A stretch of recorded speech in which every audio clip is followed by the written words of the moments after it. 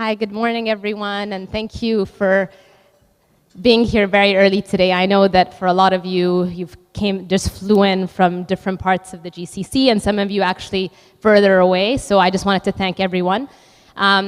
Fortunately or unfortunately, we're experiencing traffic around the area, so we're expecting people to sort of walk in, but we didn't want to delay it any further because we have sort of a jam-packed session. So for those of you who don't know me, I'm Arij Al-Shakar from the Bahrain Development Bank and also part of the Al-Waha Venture Capital Fund of Funds.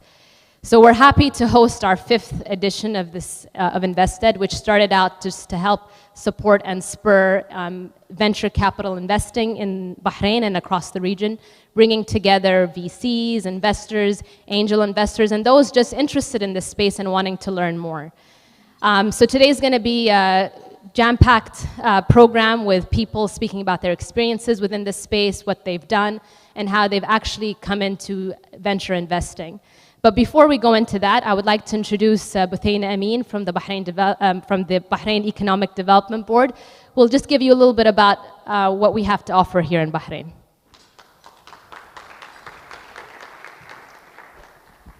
Thank you, Arij, for that kind introduction, and good morning, everyone. Thank you for making the time to be with us here today. As Arij mentioned, welcome to Invested, another edition designed by Bahrain Development Bank to help support entrepreneurs in setting up their businesses here in Bahrain, and also supported by Startup Bahrain, which is an initiative to help develop Bahrain into a startup hub for the region. My name is Buthaina Amin. I'm a director at the Bahrain Economic Development Board, and our mandate is having the overall responsibility of attracting FDI into the kingdom. We also like to be the first point of contact for any investors or companies looking at Bahrain and trying to understand the landscape and the markets. Our process is threefold. And firstly, it's with providing advice and supporting you in the decision-making process. We also like to be facilitators to help make the necessary introductions that actually can perhaps actually result in various forms of funding.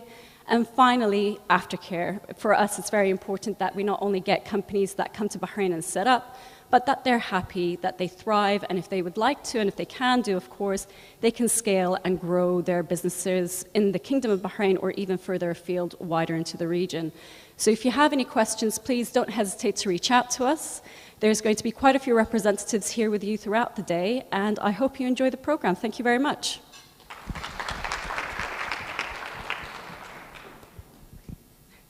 Thanks, Buthaina. I'm going to try not to trip. I recently hurt my ankle, so I don't want to hurt myself again. Well, thank you, Buthaina, for that. And like she said, today is going to be all about learning about venture investing, but also how Bahrain can actually help support you and your portfolio companies if any of you are actually exploring the region. Next up is Philip Bahoshi from Magnet. He's the founder of Magnet. A lot of people probably use the platform, and he sends a lot of great news, and a lot of you are in the news that he presents, but he's going to give you a little bit about the region. Good morning. Thank you very much for the introduction.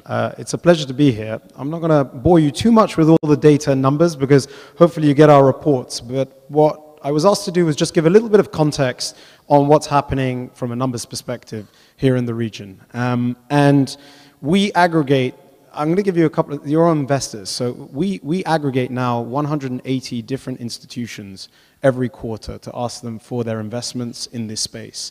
And that can be ranging from angel groups, corporates, PEs, family offices.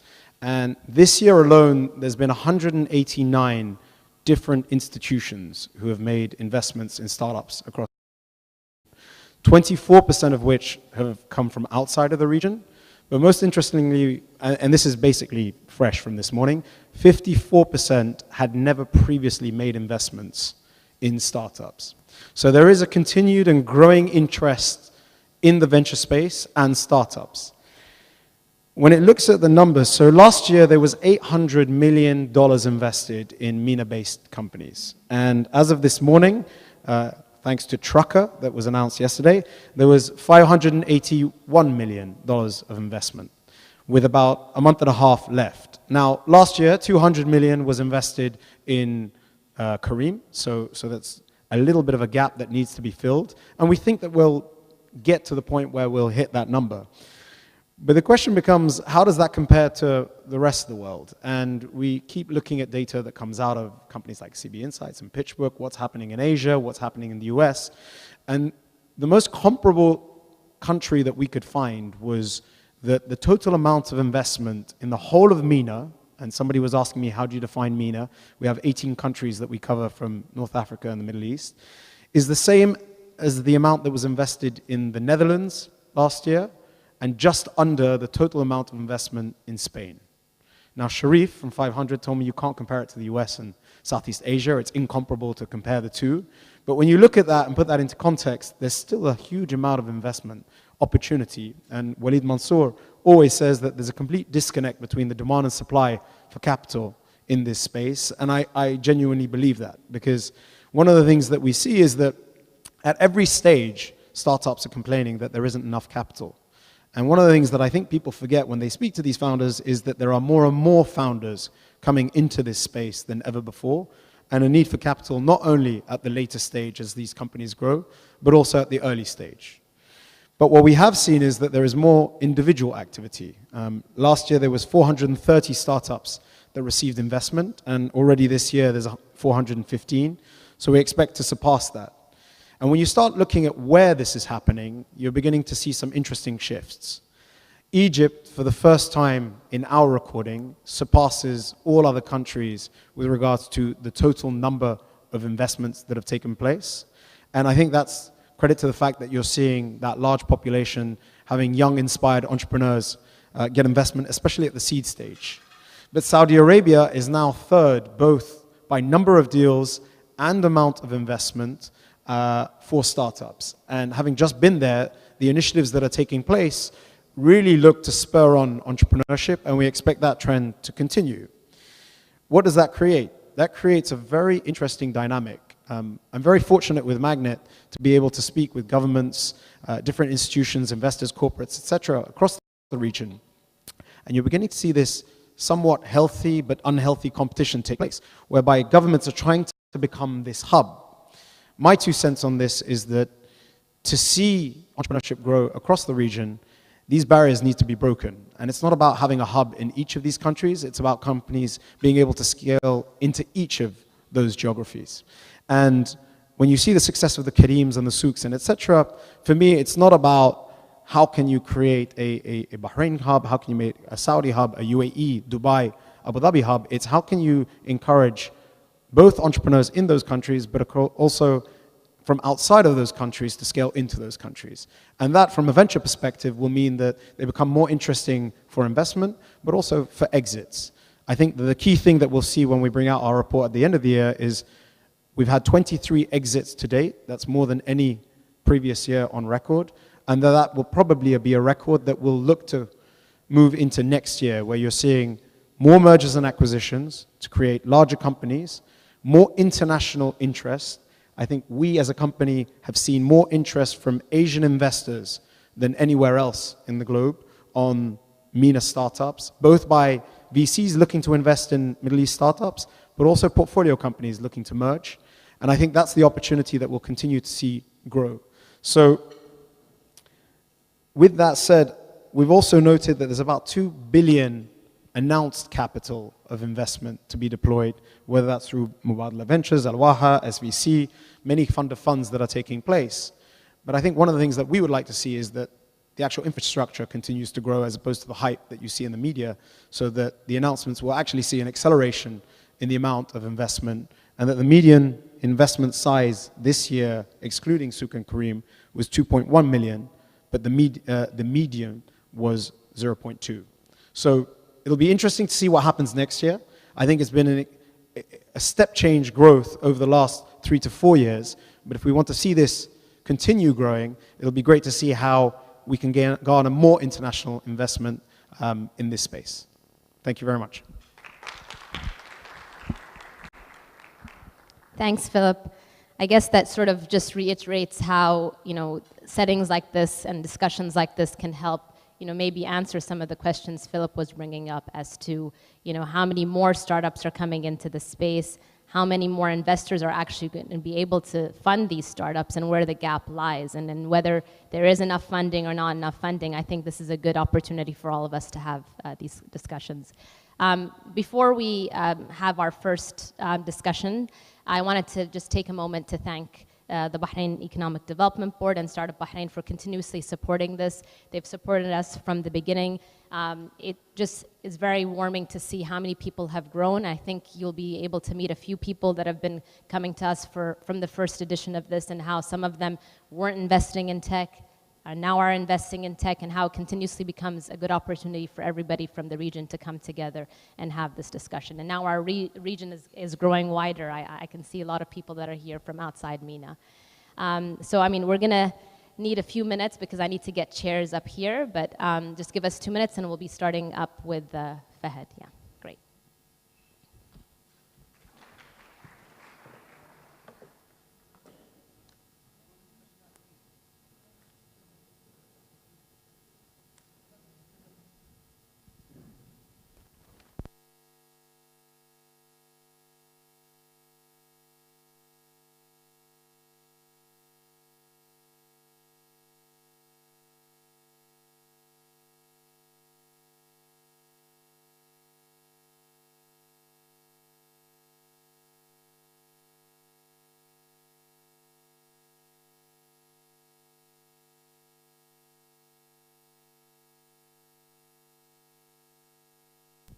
All right, so now the setup is ready. I'd like to bring up to the stage Fahed al-Sharah, who's the founder of Tech Invest, and who will be joining me for our first panel session of today. Yeah. Thanks, Fahed, for joining us. And I mean, you're very well known within the tech ecosystem and across the region, but for those of you who don't know Fahed, maybe Fahed can give us a few minutes about yourself, your background, and why technology investing. Well, thank you, Arij, and thank you, Waha and BDB and the EDB. You know, Bahrain is distinguishing itself, you know, by these amazing initiatives you guys have here, and you know, putting your money where, you know, it should be right now is what makes you really a very important player in the venture capital regional ecosystem. We at Tech Invest basically are an investment banking advisor for people that want to raise money from the region, mostly focused on Silicon Valley opportunities, whether it's funds or direct investments. Personally, I've invested in a few startups in the region, and we continue to advise funds and fund of funds on how to approach the investment space in Silicon Valley. I like to focus in Silicon Valley for two reasons. Number one, because I don't speak Chinese or speak Indian or something, so I want to focus on a language that I'm comfortable with. So, and number two, there's just so much deal flow going on over there that it's enough for everybody to do well. And having the opportunity to be there early can help us also advise these companies how to come here and launch on the commercial side and commercialize their tech, not just raise money, and also, you know, cross investments with other earlier stage, and we've done that too. So we look at some early stage companies here, and we immediately identify them for the US investors who are looking to expand maybe through an M&A. And so that has been also active recently. Great, thanks, Fahed. I mean, I know you're probably one of the more, or I would say earlier investors in this space and into venture. So, I mean, you know, Philip was talking a little bit about, you know, how much money's been going into that. So, you know, how would you compare? You know, a lot of people will argue and say, you know, why are you looking at Silicon Valley? Why aren't you putting your money here in the region? There's always this argument. But maybe you can tell us a little bit about why you started there and why you now are investing in the region and what sort of helped switch that for you. Okay, good. Well, Philip did a good job with explaining the size, and he said, you know, we're almost the size of Spain, right? And so there's just, and then what was it? The average ticket size, I think, was 200,000, right? So, I mean, it's growing. And it's actually growing, and from what I heard, I was impressed with some of the numbers because it is exponential. You know, I mean, it's really just it's taken off, and you know, with successful VCs like Beko, I think Amir is here, and you know, their focus early on Kareem, and you know, the landscape is changing for sure. And as you said, you know, I've started about 20 years ago. There was no ecosystem here, so it wasn't by choice. There was nothing here, and we liked the space, and so we wanted to start early. And now the importance of venture capital is becoming important, and governments are doing some smart initiatives like Waha Fund, you know, and you're actively, you know, helping this grow, this region in terms of focused on tech grow. And listen, there's really two things that make an ecosystem work. People throw the word ecosystem around like it's real, you know. Silicon Valley is an ecosystem, maybe Boston. India, and China, because of what they've done recently, and I'm going to get to that. But even London and even Europe is struggling with building an ecosystem. Over here in the region, we're struggling with building the ecosystem, right? But it needs really two things for it to work on that level. Number one is money, and number two is a talent pool, right? Where are you going to get the people from? With the creatives, right? People that challenge and want to fix the mistakes that are happening from older tech. You know, innovation and the desire to build the next big thing. That comes from talent. And the Middle East, you know, still doesn't have a top 1,000 school in computer science. There are no coding academies at par with, you know, what's going on in Silicon Valley.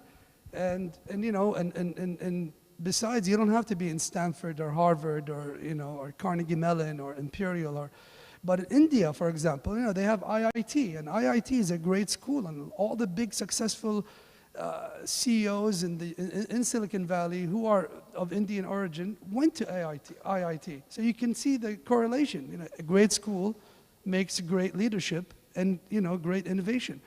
China has been changed its whole curriculum. You know, China went and changed early education in schools, I mean, and you know, changed the memorization and, you know, just problems in math and changed it into critical problem solving because they want to breed a new level of AI thinkers, you know, and people that really understand what's happening now. You know, quantum is coming, and, you know, real deep tech. You know, the computers today, you know, Google and IBM are figuring out who's got the better, you know, quantum processing tech. But eventually, it's going to be coders and innovators and software architects that are going to build the tools we're going to use in our lives. With 5G coming and AR and blockchain, the game is changing. Everything we know today is going to be changed in 2 years, you know, quite, you know, materially. Because, you know, it's like this reminds me a lot of 2007, you know, just before the smartphone and 3G. Look at our lives, it changed. Ride sharing, the gig economy, you know, online payments and all that, you know, $1 trillion companies popped up because of that. And now we're in that inflection again, you know, and so we need really smart people that have innovative, you know, ideas. And that really is the problem we have here. And so to solve it, you got to invest in computer science schools, in coding schools, in data science schools. Morocco actually has a good data science school, the only one in the region that's at that scale. And so we wanted to hire some data scientists for our company, one of the companies we invested in, and we went all over. Of course, we went to Jordan, Egypt, and stuff. And funny enough, we discovered that the best data scientists are coming fresh out of college are in Morocco. So it's happening here and there, you know, and then that's the education part, and that's the China, you know, why China's winning. But, you know, you were saying that you've recently, or you have, you know, invested in companies in the region. So, you know, what made you, you know, if there's all these gaps that are there, what made you choose these companies, and what sort of helped you identify? Because, you know, you're seeing great companies out of Silicon Valley, they have talent, the ecosystem is a lot more mature. So what helped you decide to put money in these companies? Okay, well, you're telling me to pitch the companies I invested in. No, so I mean, am. just, I mean, you No, can no, pitch them, I but like, will, at least why tell not? us why these companies. It is an investment forum, so I'm going to pitch the companies I invested in. So, Coded. I invested in Coded because Coded solves the problem of not having enough coders.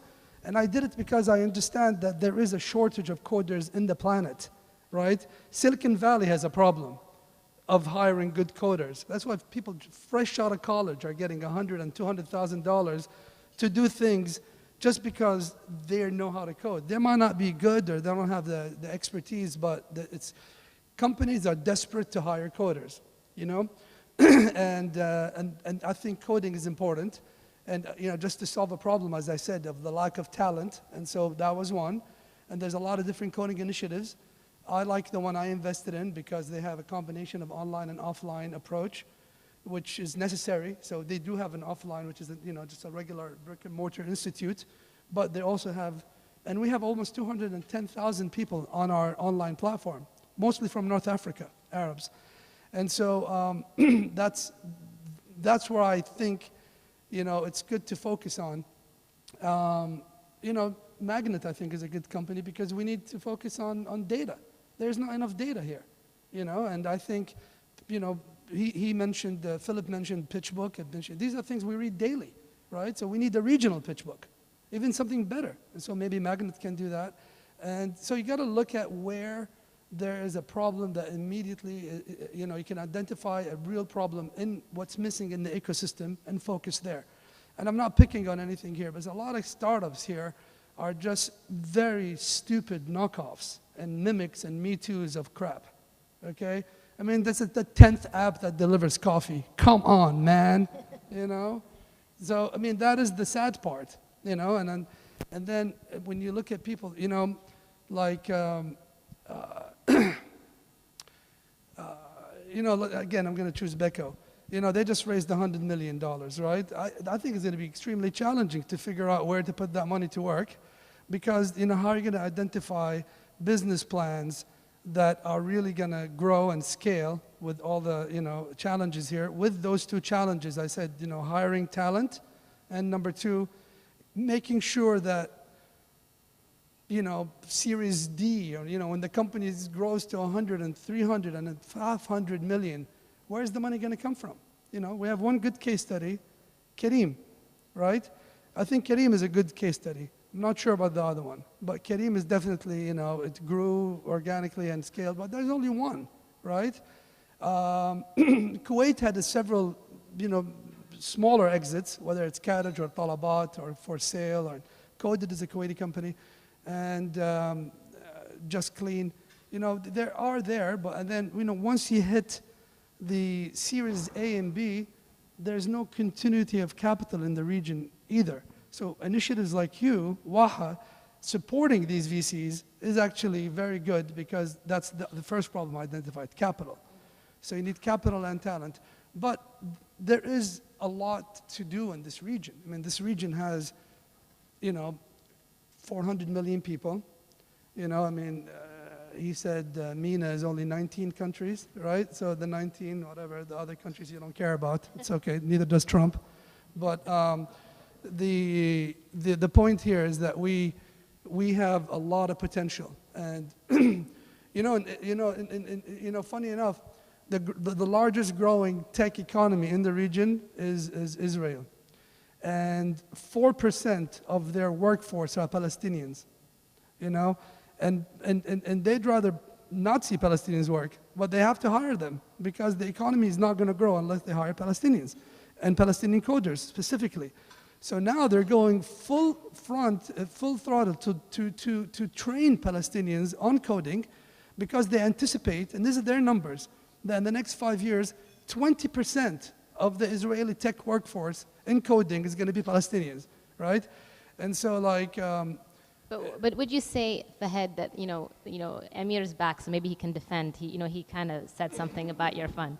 But anyways, so you're saying 100 million Beko, where are they going to put the money? So we have a lot of people in this room that are actually focusing on MENA or looking to invest in MENA.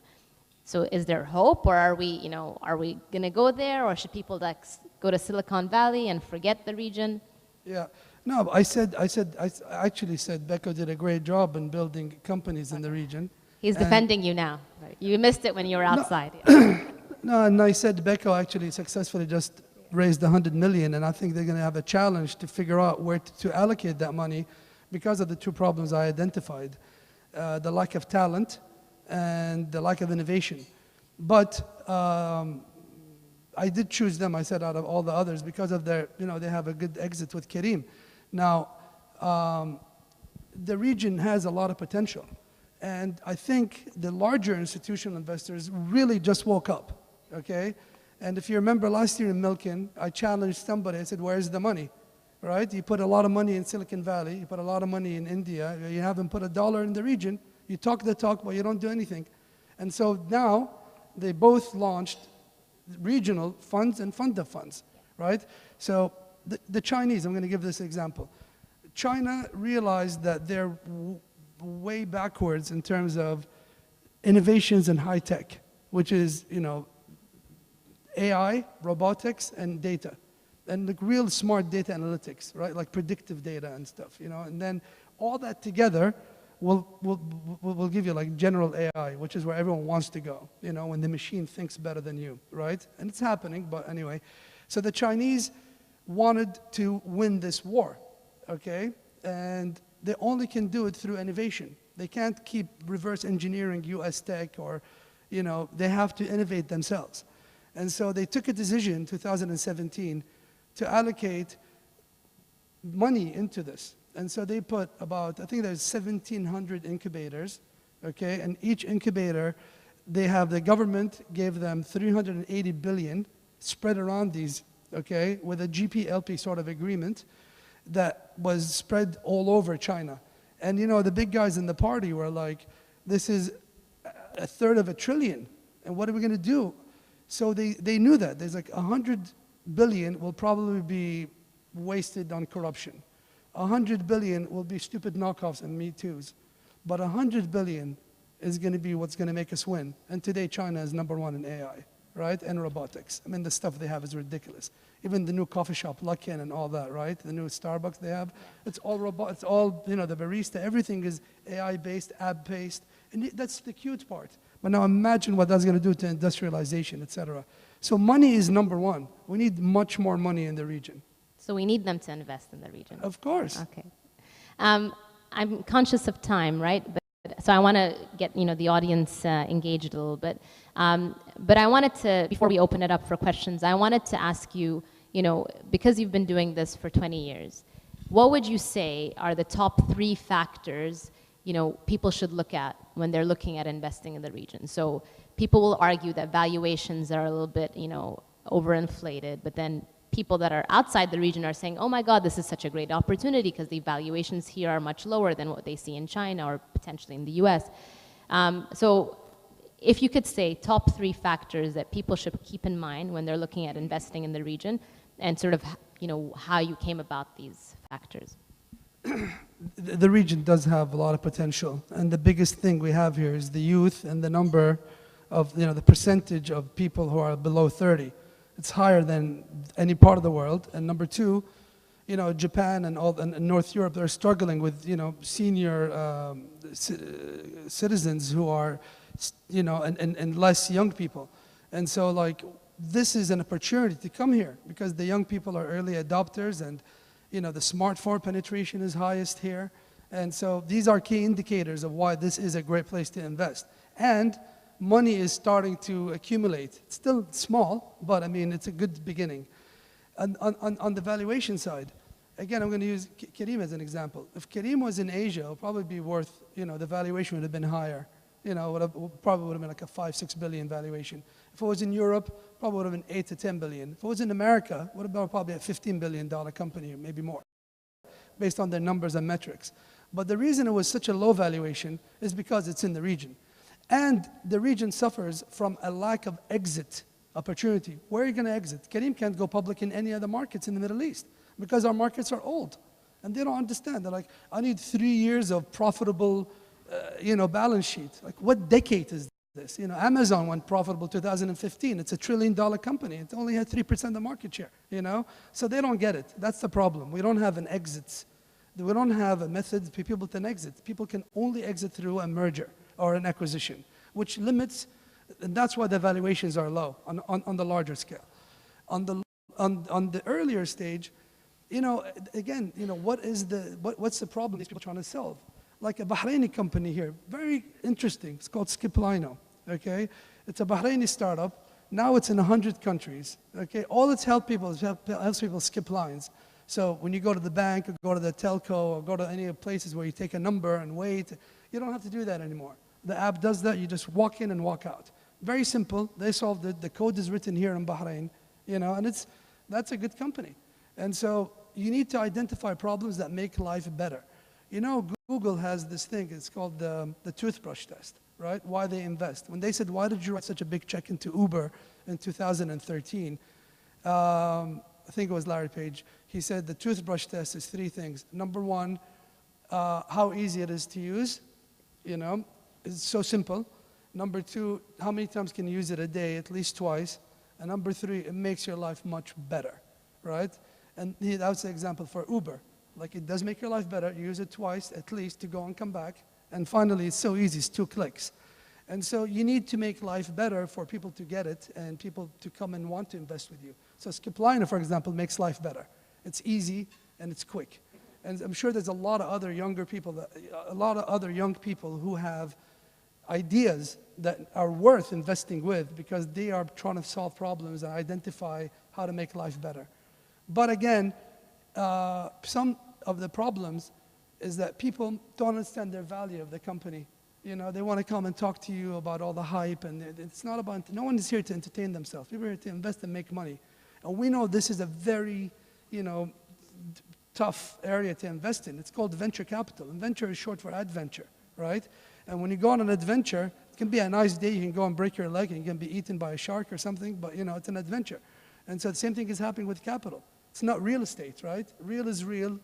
You know, fixed income, it's clear. Adventure capital is, you don't know. And so you're taking a risk anyway. So you want to take a risk that's smart, and you want to take a risk that's real, and you want to meet people that know their value. And some people either overvalue themselves because they compare themselves to a company in California. And as you know, somebody said, you can't compare us to California. You just can't. Think Sharif from 500. And number 2, or they don't know their worth, and they start, you know, undermining their value, et cetera, because they're desperate for cash and they can't. And that is the challenge, actually.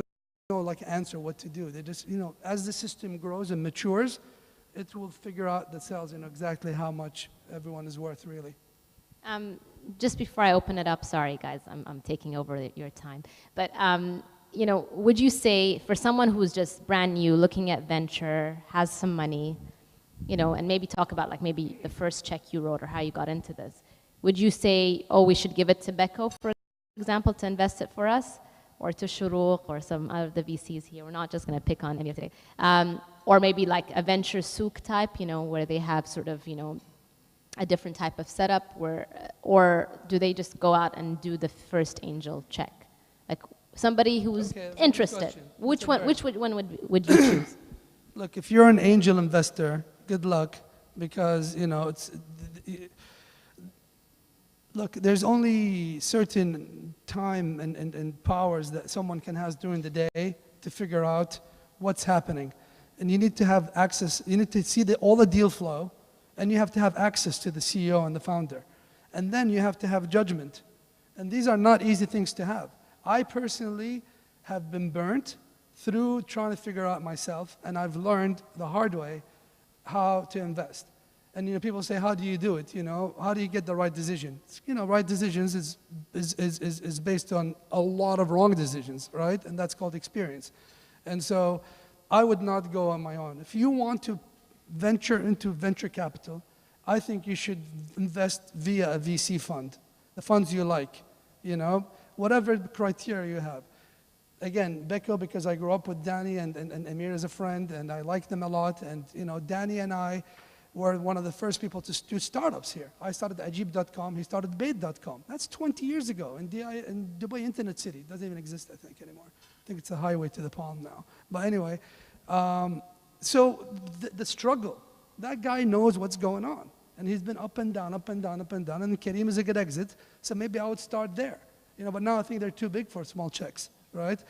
And then I would go find the next Beko. Who was Beko 5 years ago? Who was Beko 6 years ago? You know what I mean? I would do that. I wouldn't go venture directly without knowing what I'm doing, because you're going to lose your money. And you're going to say, oh, VC sucks. But VC doesn't suck, because the top 6 companies in market cap came out of VC. And they're trillion-dollar companies. So VC makes winners. You just got to be careful. And then angel investors that want to write a small check to support 1 or 2 companies, I think take your time. Take your time, read, understand. Don't jump because you think the idea is great. Take your time, understand what's happening. Or maybe grab you during the break and ask your secrets. I don't know. I'm too old to be optimistic. I'm like, oh, forget about this guy. He doesn't know what he's doing. So don't ask me. No, ask him. All right, maybe we can open it up for some questions. I see Rabil up here, dying to ask a question. You've been waving your hand. Just wait for the mic if you don't mind. Introduce yourself, because not everybody knows you.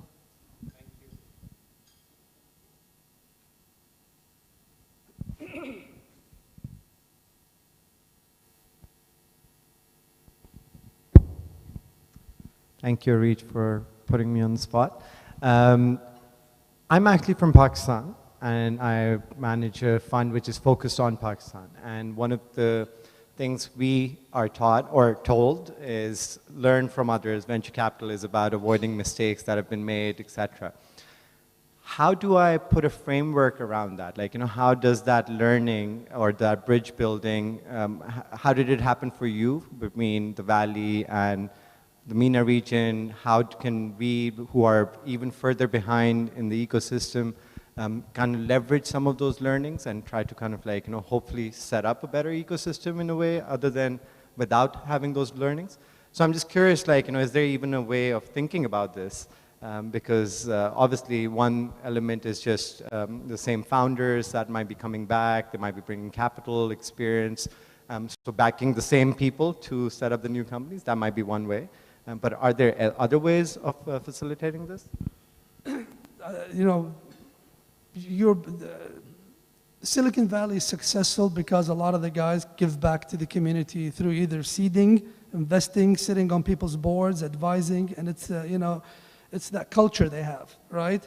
And everybody supports everybody. And when you look at the investment and look at the seed guys, you'll be amazed. Like, who seeded Uber? It's everybody that is relevant. Like, how did they know? Well, they didn't. Right? They took a bet on a smart founder and a smart idea and advised them to win, right? And that's another thing and that we need here. Because of the lack of exits, there's not a lot of stars here that can educate people on how to do it. Same thing with Pakistan, right? I think Mudassir is Pakistani, and he's a smart guy. I would pick his brain, and I'm sure there's other people like him. And that's a good point that you mentioned towards the end. You kind of answered that question. But again, the most important thing is capital, right? And the government desire to support. And now I see it happening in the region. Bahrain, Abu Dhabi, Saudi, Kuwait, they all do it their own way, but it's a regional thing, right? And the same thing in Pakistan, I assume. There's a lot of smart engineers. You go to California, there's a lot of smart Pakistani engineers sitting there working. Maybe you should tap into that network and build, in America, there's something called TIE, the Indus Entrepreneurs, which is an Indian lobby, basically. Not even a lobby, like a camaraderie or a fraternity of something. What's women too? But it's all the Indians sit there and have an annual meeting, and they all talk and pitch, and they have something called not even elevator pitch, something even quicker. Have 20 seconds to pitch. I forgot what it's called. And people just sit on the podium and pitch, and everybody's there, from Vinod Khosla to everybody sits in the front. So that kind of networking helps. They all help each other. They learned from Silicon Valley how to help each other, right? And they're winners. And so it's really, depending on people that have experience and exits to come and help. We have one over here, Sarah.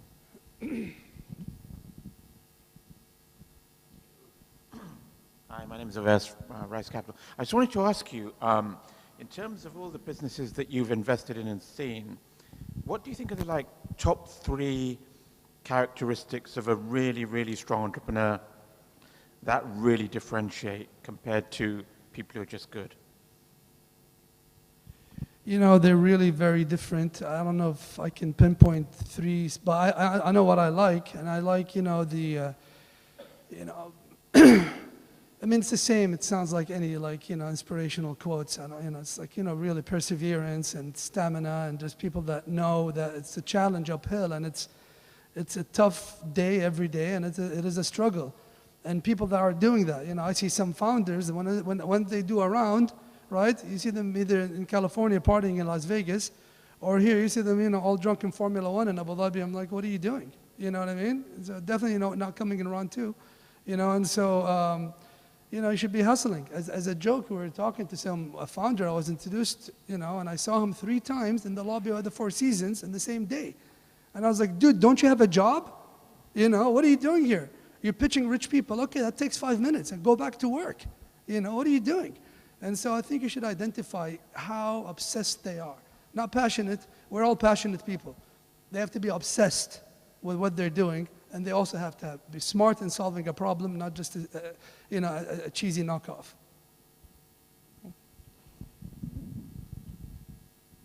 Any more? Did I see any other hands? You guys are missing out. You don't get the head here. Oh, well, you know, Kyle's going to ask him a question. I think Kyle has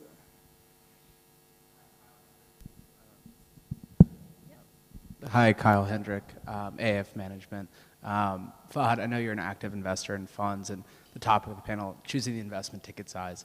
Can you talk a little bit about why early stage versus late stage, particularly as it applies to sort of acquisitions and getting that sort of alpha value of being an early stage and a lot of the early stage funds that you're in? Sure. This is going to be a little bit of a macro, and then I'll go down to this. Today, we're, I think, at the end of an economic cycle, which is normal in capitalism, and every 10 to 15 years, you know, it goes up and down. I think we're up top, and the most recent indicator that there's a big problem is the WeWork, you know, collapse and valuation, the failed IPO, right? This is an indication we're towards the end of a cycle. And if you're towards the end of a cycle, then late stage investing is kind of risky because you're going to be stuck in a big unicorn, or, you know, that is not going to be able to go public anytime soon. And we have almost 300 unicorns with, you know, over, some of them, a lot of decacorns, you know, 10 billion plus, right? So how are they going to go public, right? And the most recent IPOs have all been horrible down rounds, right? Whether it's Lyft or Slack or, you know, and even Snap, right? So, and others, not to pick on these companies, but I'm just saying, right? And we've been burnt in a few. So, but not really, because I was very early in Slack, right? So I don't care about, right? But that's the point now, back to early stage. And because we were early in Slack at a 200 million valuation, you know, I don't care if it goes to 20 billion or 6 billion, who cares, right? And that's power. And so what I think, the early stage is where the value is created. So number one, macroeconomically, it's the wrong time to go late stage right now. That's what I think, right? I think there might be a bubble bursting anytime soon and a serious correction and a reset in valuations. So stay away from the big guys. If you're a major institutional investor that investment horizon is infinity, like KIA or Mubadala, then they have nothing to worry about. You know, talk to me in 2040, right? But we can't, right? You got LPs, you got dividends, you got all kinds of people that are on your neck all day. So early stage is where the real growth is and the hyper growth potential is, and most important, the value creation, right? You invest in a small company today, and for example, our friend Naval invested 25,000 in Uber in 2010. Right? That 25,000 returned 350 million to him, right? That's almost 600x, 6,100x, right? How many stories are like that? Well, there's 12 people that did that. But I mean, imagine all the other early investors in Pinterest, in even early investors in WeWork. It's still a $7 billion company, right? It's not a joke. I think the early stage is the best time. This is the best time to invest in the early to growth stage. Not necessarily early. You don't have to go pre-seed and seed, but even Series A and, you know, B is good because you're in the growth, right? And you want to stay in that, I think. internationally. Regionally here, I think you can do a lot because it's still an M&A market, mostly. It's not purely an exit, an IPO. And so you never know. Maybe any of these, just like Kareem again, you know, it was an Uber acquisition. And so if you're getting, you know, customer acquisition and you have a serious footprint in the region, you can be an M&A target, or you should be. And so in the region, I think late stage is still okay, but internationally, especially Silicon Valley, no more late stage. Okay. Thank you, Fahad. I think we have one more question. Ivo Detelinov, Riyadh Capital.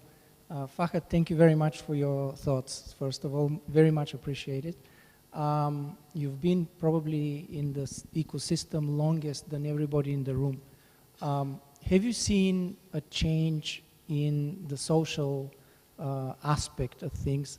For example, people willing to start companies, and I mean this at any age, including career switchers, including people who have spent time in businesses.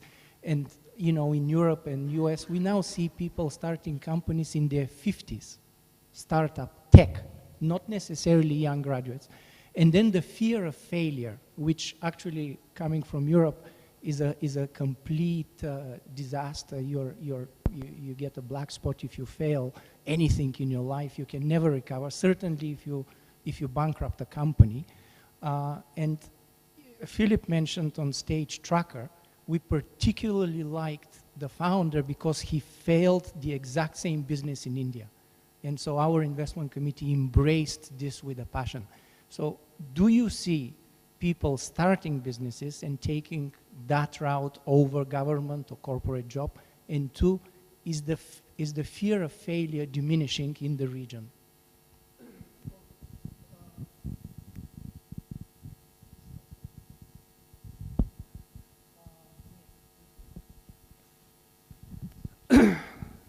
Which company you said you were with? Lumia? I work for Riyadh Capital. Oh, okay, sorry. We're investors in Okay. Tracker, Yeah, which I heard is all a that. tracking I business. just didn't hear the name of the company. And Gura failed, and you No, know, I a lot heard- of people said, "Oh no, that's it. He's basically a write-off for the rest of his life." Right. Well, And we said, failure-wise- "This is exactly why we want to invest in him." Well, thank God you're not Japanese, because you have to kill yourself if you fail, right? And so at least, you know, people just think you're a failure. But failing in California, there's no word called failing in Silicon Valley. The idea didn't work. That's all. You know, and they believe that. You know, they're like, oh, it's venture capital. Here's money. If it burns, oops. You know what I mean? They go again. And how many people, you know, Twitter, 6 times they had to raise money and their idea sucked. 6 times. And now it's, what is it, $11 billion company, and Trump uses it to rule the world, right? So failure is not, oh, I bankrupted AIG or I bankrupted Lehman Brothers because I'm so wheel, right? No, it's I take a challenge, I'm trying to fix a problem, and this is what I think I'm going to do, and I persevered, and I, you know, obsessed about this all night, and it didn't work for many reasons. And, you know, big companies, you know how many failed projects Google, you know, and, you know, we saw Dowda's most recent interview. He's like, we failed miserably at the autonomous vehicles, you know, so people fail all the time, which is fine, because you're trying to innovate and come up with something new. How do you know what's new, right? Unless you do it over and over again. So I like entrepreneurs that actually had 1 or 2 startups before, because they know, and, you know, now they get it. So that's a good idea. Here, you know, in Kuwait, there's no bankruptcy law. I'm going to talk about my country just so it's easier, so people don't think I'm picking on theirs, right? And that's the stupidest thing I think anyone can do in any entrepreneurship environment. They claim we have an ecosystem, but if you can't bankrupt. If you bankrupt, you go to jail, you know. And then if you like miss out on a payment of a router or something, you got a travel ban, and they catch you in the airport. And how is this going to induce anybody? That's why most of the startups are really ultra high net worth kids. You know what I mean? Because you know, daddy can give them another $1 million if they burn it, right? And so it is a problem. I didn't want to talk about this, but that's seriously one of the big problems here is the laws. There's no bankruptcy laws. Banks don't finance SMEs. You know, it's very difficult to like deal. If you have any black spot, as you said, on your record, people think you're a loser, you know, and that attitude is changing. I think it's changing because people are doing startups and then changing again to another startup, and people are giving them money, like you. you're a great example of people moved on with this sort of stigma about failure. So God bless, and again, thanks. Thank you very much. Thank you. Thank you. Well, thanks, Fahad. I think, a lot of us, who don't know you at least got to get to know you a little bit more. And I think ultimately, if I were to say, my key takeaways from this discussion is that the region is changing. We have the moving parts put in place, but we're not 100% there yet. So we shouldn't be excited and then relax. So the likes of the government and other entities needs to continue to work because we're just at the beginning. And then there's nothing wrong with sometimes investing in Silicon Valley, sometimes investing in the region and looking to bridge between markets.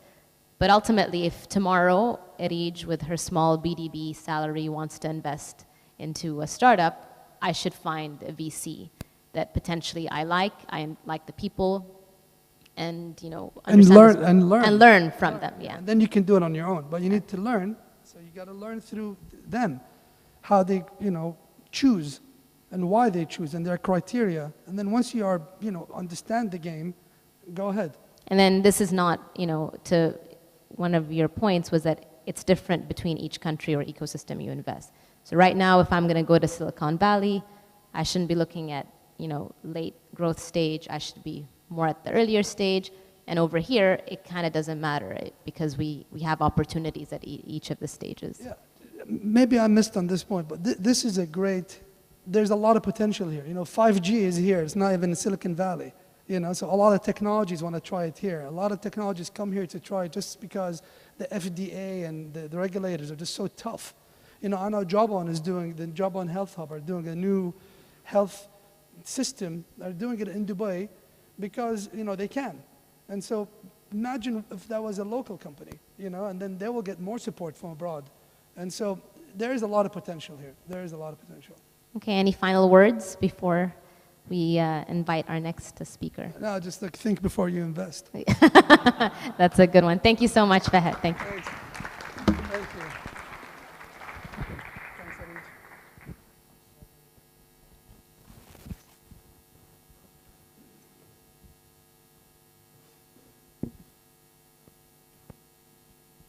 Thanks. Oh, hi. Okay, it's working. Yeah. Thanks, Fahad. So I think next up we have our panelists. So as everybody starts to design, the stage, I'm going to fill out the discussion. I hope everybody enjoyed this, and I'm starting to see the room fill out. A few people sitting behind, please come in front. There's a lot of empty space. And then I'm going to invite Jahan Chu to come to the stage in a few minutes.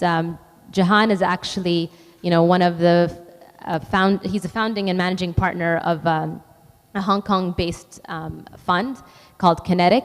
He's also a Kaufman Fellow, and actually my Kaufman Fellow of this class. I've recently met Jahan earlier in June and was very actually inspired by a lot of his pioneering work.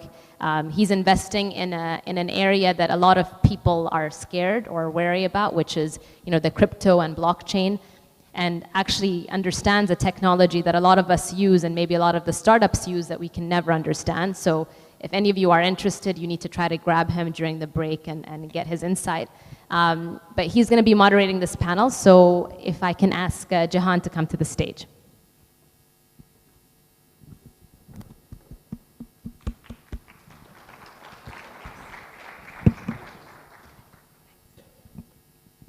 Thank you very much. Thank you very much, Arij, and thank you to the BDB for the very kind invitation. I'm very excited to be in Bahrain. It's my first time, so go easy on me. I'm going to invite all of my esteemed panelists to the stage. We're just going to do this very casually. Shane, Faris, Philip, and Hans, if you could just come up. We're just going to sit down. We'll get right into it. Have a seat, everybody. Let's welcome them. Thank you. Great. What I'd like to do first, actually, is just go down the line, and if you don't mind, tell everybody your name, the name of your fund, what you invest in, and if you don't mind, one recent public investment that you've made, or a recent public investment. And for Philip, I guess you can choose maybe an investment that somebody else made that you liked. Shane, go ahead. Hello, everyone. Really excited to be here. Shane Shin from Shoroka Partners. The investment that we are just announced actually is a trucker, along with RTF and Alien. So Philip from Magnet. I'm actually very proud to be the only founder that's here, so I'll give a founder's perspective. And my public investment is in myself. And I try not to say which other startups that get investment that I like, to stay unbiased. Yes, first of all, thank you for BDB for this invitation, and thank you for all of the attendants. And my name is Faris Al-Rashid. I'm the founder of Uqal Group. It's the first angel network group in Saudi Arabia. We have also, we have 4 chapters in Saudi Arabia, and last month we have the first event in Bahrain branch. So it's going to be, it's the first Uqal branch outside of Saudi Arabia. And my last investment, it's Lendo. Lendo is a peer-to-peer lending. We had, it's a fintech company. We got the sandbox license from SAMA. Great. Good day, my name is Hans from Fins Capital. We invest in financial institution technology companies, so fintech focused. We invest Series A. Mostly we come in as the first institutional investor. Made 40 investments across 2 regions. We invest in Europe and Southeast Asia, and also looking at the region, MENA region. 2 investments we made, one public late stage, actually super late stage, was Grab, which is the Uber clone in Asia. And another small investment we made is in a company called Pintech, which was super early stage, which is a school lending platform in Jakarta, Indonesia. Great, thank you very much. And just on my side, again, my fund is called Kinetic. We're based in Hong Kong. We are a blockchain-focused investment platform, and we invest in early stage, mostly A rounds. And our recent investment was in a company called Securitize, which tokenizes digital assets and securities, the round was led by MUFG and Nomura and Santander. So today we're going to be, I think the title of our panel is Why is Now the Best Time to be Investing in Startups? I guess we're kind of blessed and also cursed that Fahed and Arij covered so much ground. They really just stole all the kind of questions that I wanted to ask. But I think we're fortunate to have both operators as well as investors on the stage to get a little bit deeper. So let's start off with that. Let's lay out the landscape of the region first. And let's assume that not everybody is so deep into what stage the MENA region is in terms of investing. So the question really is, and I guess Shane, we'll start with you, and because you're on your second fund now. Where are we in the region in terms of stage of investment? As an investment ecosystem, what kind of part of the cycle are we in? Earlier, more mature, and where does it go? So I'm sure everyone feels that we're definitely still at the first or second inning of the 9th inning. The way I would like to characterize is that, in my view, we actually have a relatively concentrated capital on the Series A. Obviously, if you look at absolute terms compared to the developed markets, we still don't have enough. But my view is that we actually have a decently crowded capital on the Series A who is willing to put like $1 million, who's willing to put $1 to $2 million if the company has like a 1 million ARR and etc. But I do strongly believe we have a deep funding gap in the super early, like a pre-seed up to Series A. So like anyone who builds those companies get to the Series A, and definitely also on the Series B. Faris, you're kind of investing in that side of things, and your angel network seems to be, maybe some of the earliest checks. How do you feel about what stage the region is in, especially in terms of what Shane is saying for that first round? Yeah, I think still that the pre-seed and the seed is still not enough. There is a gap in that. But the good news that the government now is helping in this stage. I'm talking about Saudi Arabia today. SBC is having 2.8 billion riyal in these stages, which is the seed and Series A. They already committed with 14 fund, VC fund with 1 billion. So I think we will see in the coming years that this gap, which is the seed and Series A, also in Uqal, we started in 2011. We invested more than 50 companies with more than 53 million riyal. And I can see today, this year to date, we invested 14 investment in 1 year, which is giving you that the deal flow are much more better than before, and the stage is most of them are seed and pre-Series A, which is angel. As an angel, we like the bridge financing before the Series A. Got it.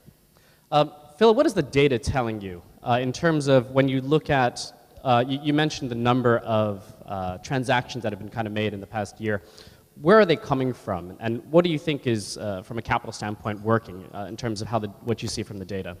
So we have seen, as I kind of said earlier, it's a bit of a pyramid because you're seeing more and more startups enter the landscape than ever before. Many of the existing funds that are raising new funds are now playing at the later stages because historically they were playing at the very early stage because there wasn't an early investment landscape. You're seeing more angel investors than ever before that are beginning to play in this space. You have the PayPal mafia concept now kicking in where many of the Kareem people are now starting companies or investing themselves. But again, I think across the board, there is a lack of capital at every single level. So while I don't disagree with Shane that there are more people playing in the 1 to 2 million, there's just that many more startups requiring that capital as well. And you can take the trucker example. It's not a single investor that came in and gave 20 million. There were still multiple investors that were doing that. So we don't have that scale and size that potentially exists elsewhere of those large investments until you get to the later stage where you have begun to see larger players, the General Atlantics, the Axels coming in and playing in that space. But I think that the trend is that it's still growing at every stage, just more startups. A stat I gave the other day, 65% of the top 200 funded startups in the Middle East were founded between 2012 and 2015. And if it takes 3, 4, 5 years to get to Series B or C, many of those companies are only now getting to Series B. And therefore, I think patience is something, it's going to take a while before we start seeing a flurry of activity at each of those different stages. Yeah, that's interesting.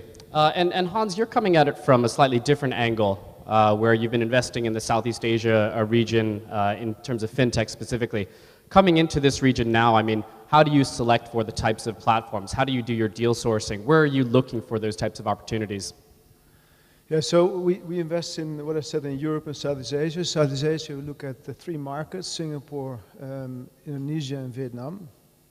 If you look to let's say, Europe, it's all about, let's say, the second wave of fintech, as we call it. So we look at companies who are more enabling financial institutions with, for example, KYC solutions. Could be an artificial intelligence company who developed a product which is relevant for the insurance business. We had that first wave of lending and payment and remittance. If you look to Southeast Asia, it is much more earlier stage. And the addressable market is huge. And what we try to do is we combine the experience from Southeast Asia, investing in a large consumer market with, let's say, new innovations from Europe. So, and that's also how we're going to approach the MENA region. If you look to the population, the addressable market is about, in the Arab world, it's 400 million, it's huge. If you look also to the amount of startups, it's growing rapidly. I think we see saturation in logistics and e-commerce, but we see also fintech is coming up.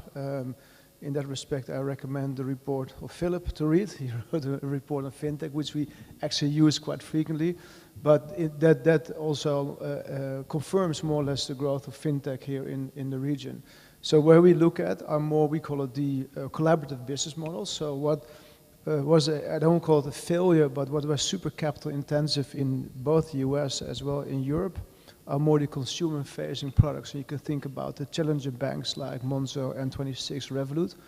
What we like to invest in more the B2B2C type of business models where financial institutions and fintechs partner up in their implementing a technology and improving a whole product offering and specifically digitalizing the product offering of banks in that respect.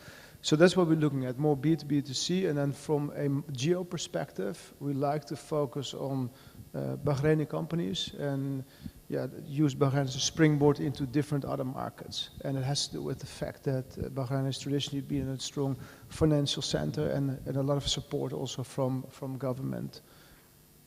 Thank you. I think that's very interesting. I think I want to ask the same question to both Shane and Faris about how you're selecting for both sectors and verticals and what you're looking for in terms of the different areas to invest in specifically in the MENA region.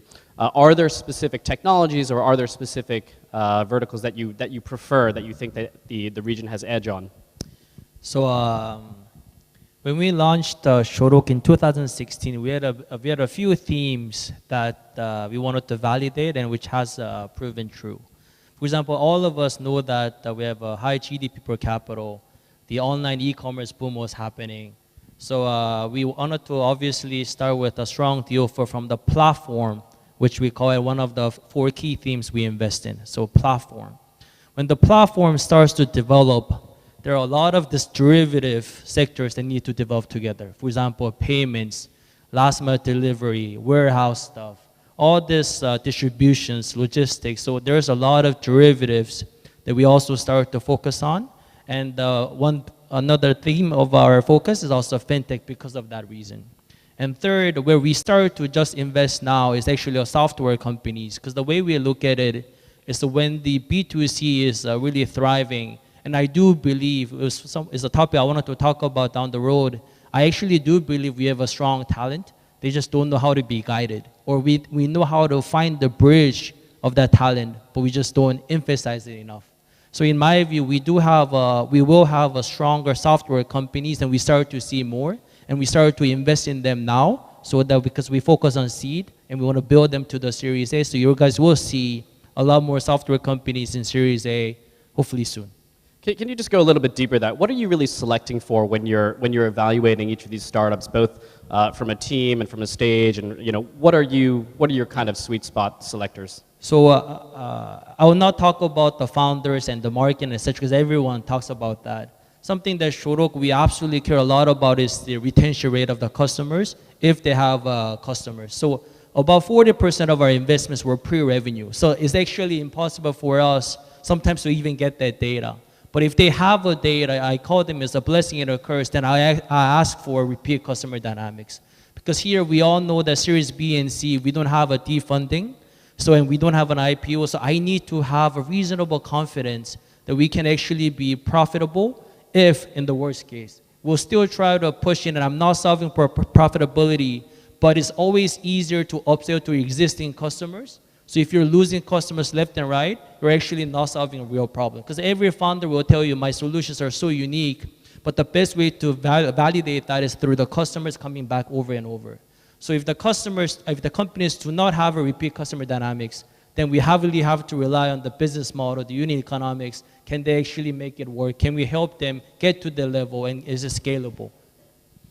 Faris, how about yourself in terms of how you select deals or how your platform selects deals? Are there certain verticals or areas that you prefer, or certain kind of particular characteristics that you select for? I'll talk about Uqal. How is Uqal? We have a website, and the entrepreneur, they submit their idea through the website.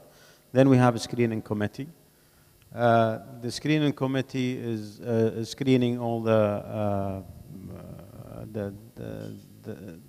project that we received. Is it broadly open or only for companies from the region? Can anybody apply? Only MENA. Only MENA, okay, yeah. Great. And most of them are from Saudi Arabia and from Dubai and Jordan, Egypt. But after the screening committee, we have them to come to, after they approve them, they come to the event. So we are not actually only fintech or tech, or we are open. Of course, we don't take the traditional business. It's only the scalable, the things which is disrupting businesses. And this is the way of how we choose the companies. Got it. So it's generally open, and Yeah. you're really open to all sorts of areas, and but stage is primarily that kind The of stage seed. is pre-seed, seed, and pre-Series A, Series A. Got it. Makes sense. Philip, I want to ask you a little bit about, from the operator standpoint. You made the point that you're the only founder on stage, which is great. What are the kind of challenges that you've found in terms of setting up a business here that as investors we kind of need to think about as we're selecting companies, especially in the early stages? There's so many landmines in starting a company. What are the ones that you've tripped over? I'll try to keep this short. I think recently it's becoming very clear as we've begun to grow the challenge of talent. And I don't disagree with Shane. There is a lot of talent in the region. I mean, based in Dubai, there's a huge amount of talent. The problem is switching cost. Being able to actually acquire the talent is very challenging. Regulatory-wise, I was on a panel the other day with Mudassar, and he made the excellent point that people are risk-averse as employees because of the risk of being deported or doing something wrong or making a mistake. And therefore, from a visa perspective, at least in the UAE, that creates a negative kind of environment. And as well as an employer, it's very challenging to hire and it's very hard to fire. So talent acquisition in general is not only costly, but also very challenging to kind of maintain that culture environment. The second thing is scale. I mean, ultimately, I think one of the important things is as any startup, you want to be inspired to be not only regional, but global at some point. And to be able to scale successfully in the region is a bureaucratic and logistical nightmare. And people always say, oh, Phil, you should set up your back office in Egypt, or Phil, go and get some like engineers in Lebanon. And it's like, well, yeah, it's not actually that easy to go and set up. And how do you create that entity? And who's your operating person that's going to be managing them there? And by the way, we don't have voice over IP in the UAE, so how are we going to connect with them? And so then being able to grow geographically is a challenge. I mean, I'm B2B, so it's less of an issue, but for a B2C company, that is a major issue for them to be able to try and scale. And third comes to banking and procurement. I mean, these day-to-day challenges of opening bank accounts, trying to get a credit card. I mean, I need to get a credit card. As a very simple example, I have a BVI entity owning my UAE entity. To get a second credit card requires all notarized documents from the BVI to be sent to the bank to get a simple credit card payment. I mean, that's just ridiculous to a certain extent. And then procurement with entities to receive funds. I think sometimes there's a misunderstanding that startups need cash to continue to operate, and yet corporates want to pay 30%, 60-day post payments, etc. So there's a disconnect between the two. And that's all beyond talking about funding, which I genuinely believe if you're a good company, you can receive funding, but to be able to become a good company, you need to be able to operate and not get starved of revenue or growth, and that's one of the biggest challenges. Yeah, thanks for that. I mean, I think you've made a really good case for why not to start up in the region. But what's the flip side of it? I mean, yeah, I mean, obviously there's many reasons too. The flip side is, if you're able to overcome all of this stuff, then the US counterparts and the Asian and the European are not going to do it, because for them it's just a headache. Whereas if you can create the opportunity for yourself here, then you become very interesting. And I think the Kareem example, or the Souk, or all of these examples, and even Fahad was mentioning Magnet. I mean, we're not trying to replicate the CB Insights or PitchBook. We're actually creating something that's different that could potentially come on to compete, or I would like it to come on to compete.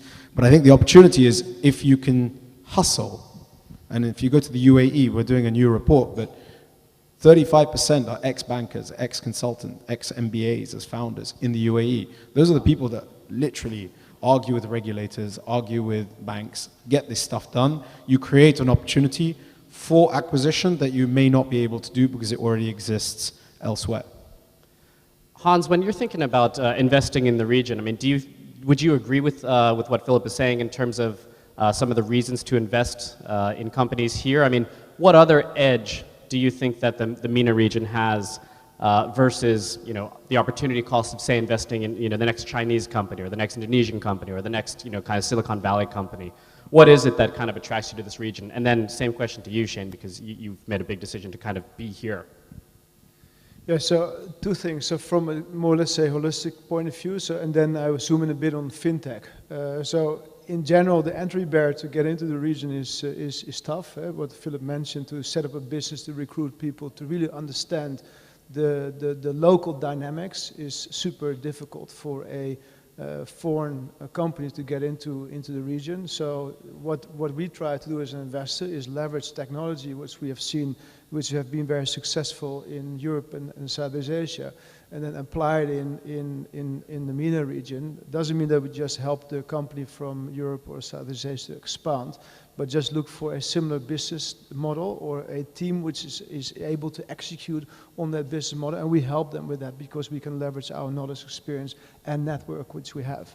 But the entry barrier is very high. Then from a fintech perspective, I think what is changing rapidly is the scalability of business models, and that's given by the fact that in Bahrain, but also in other countries in the region, like Oman, for example, Qatar, etc., the regulatory sandbox has been introduced, which means that you can develop a fintech solution or tech solution in general in a ring-fenced environment. And you don't have to be concerned as an entrepreneur that you're going to be attacked by the regulator, because the regulator more or less protecting you in developing that solution. What would be amazing, and that's actually the discussion we would like to have with the regulator actually, is to passport, let's say, that license from, let's say, Bahrain to Dubai to Qatar, etc. Right? So what we've seen in Europe is the passport of a fintech license. So if something similar would be introduced here in the region, I think that will be a complete game changer.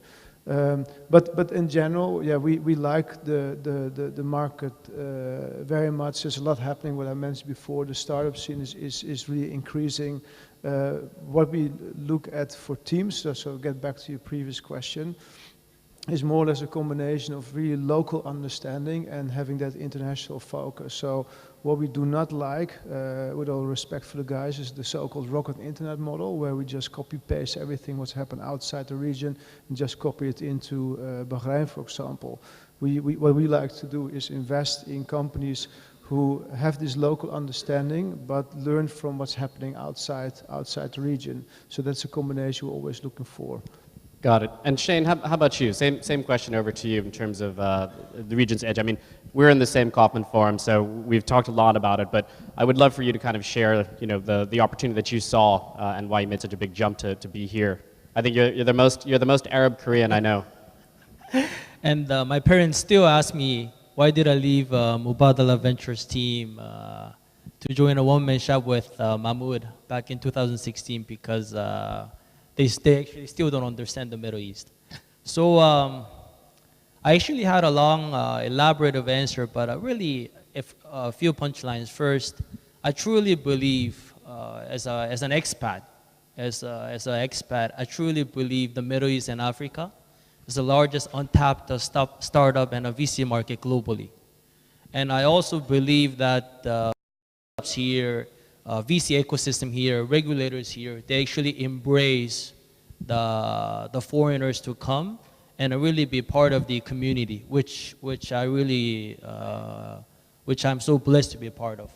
So that's really on a high level. But if you look at the fundamentals, right, I do believe it is a perfect time to be an entrepreneur and also an investor for a few reasons. First, we all talked about the funding issues. Yes, there are definitely funding issues, but we are making right progress. I know the team at BDB, team at Saudi, team at UAE, team in Jordan, team in Oman, each one of them is coming up with strong initiatives to support. So that is already a first step. We need to do a lot more, but it's happening.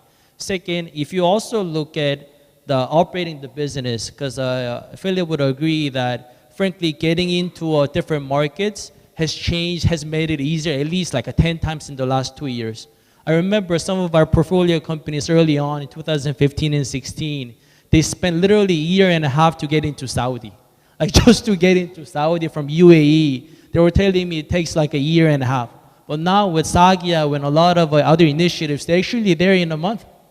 Like that is a significant benefit. And for any startups to really be a dominant player, that scalability, access to market has to be easier, but it's a perfect time to be a bit early and help them get there. And also the regulation standpoint, we have a lot more comfort and protection on the fund managers and also on the startups. Now foreign ownership is getting more generous. You also have ADGM, you also have DIFC, you have a lot of other jurisdictions that are actually a bit more protection. So I do believe it's actually a great market to be in.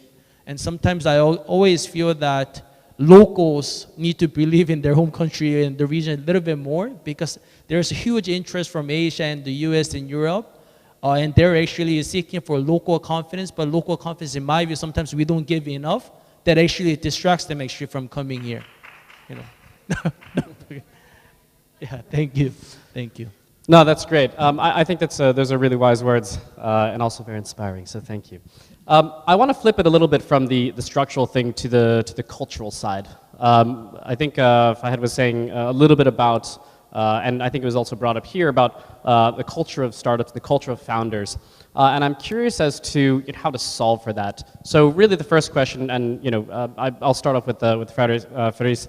How do you find the culture of the kind of startup culture and the VC culture generally for the founders? I mean, what are really the challenges either from specific countries, whether it's local laws or whether it's in Asia we have a much more conservative culture, and so it's not seen as proper for kids to be going out and starting their own companies until recently.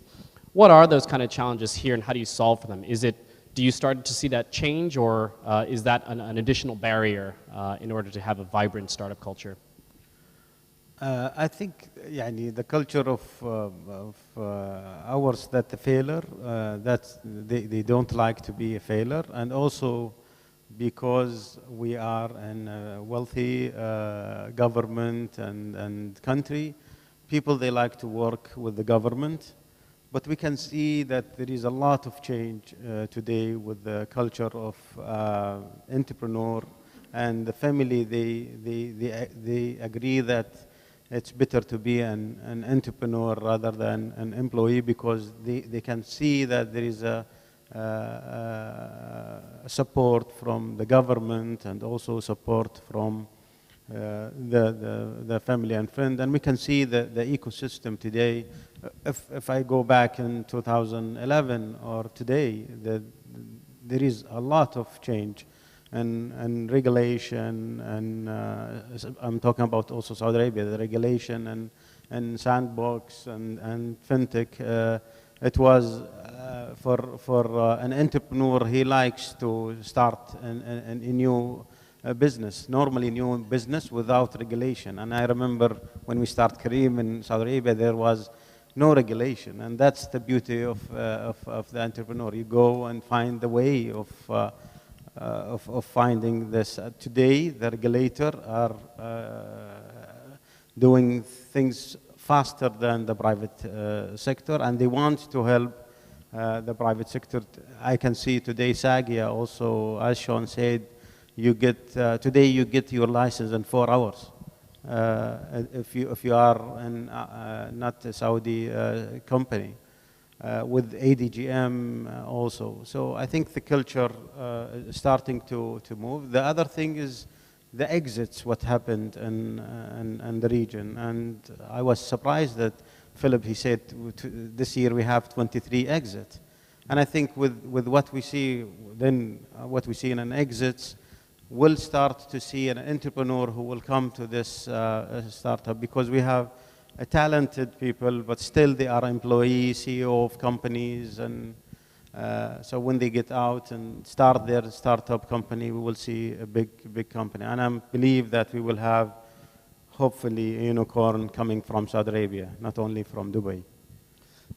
Philip and Shane, do you guys agree with that? I mean, do you find that the family validation as well as the kind of the governmental support really is a driver for that kind of culture shift to make it okay to be an entrepreneur and okay to fail and okay to kind of keep driving? And is it consistent among different countries, or is it specific to, you know, there's more risk taking in certain countries, and that's perhaps where we'll see a lot more innovation, a lot more pace?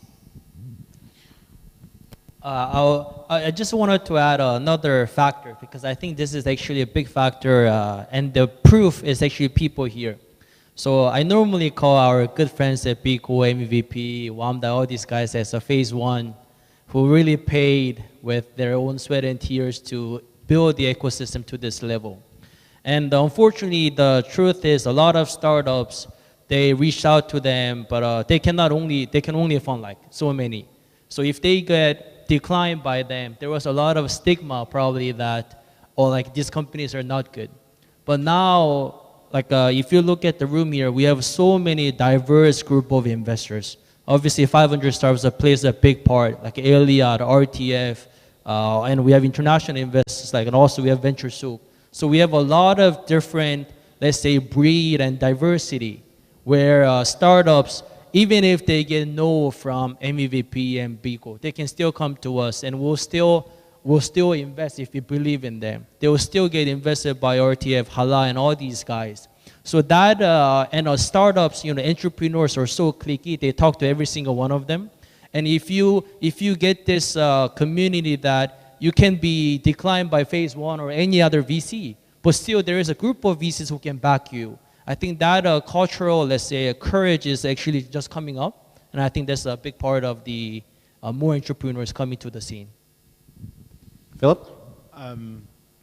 So I think it differs a lot by geography. I'm not a local, so I can't speak for the local entrepreneurs. But I think that if you look at the UAE, for example, the majority are expats. So they're coming with a very different mindset to locals. Although many of the expats are actually Arabs, they're expats.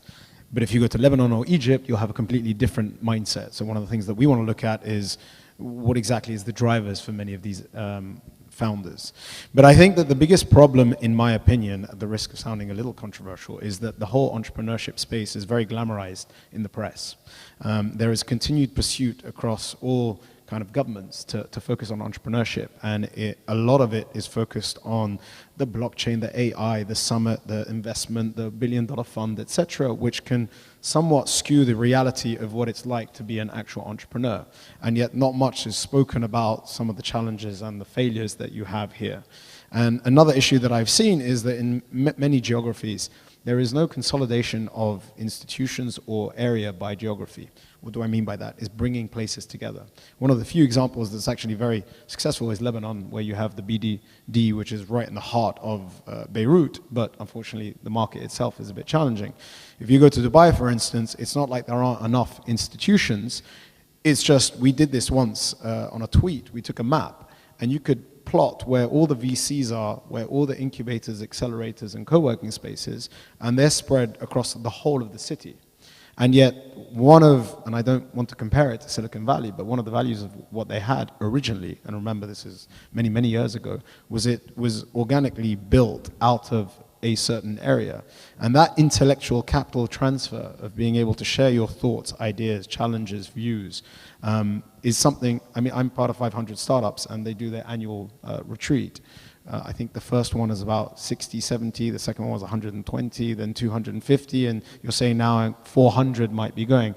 The value you get of being able to share and meet fellow entrepreneurs, the challenges they're facing, whether it's trying to scale to Saudi, who's the person you speak to, who's the lawyer you should speak to, etc., I feel is something that currently is missing a bit because everything is a little bit desperate.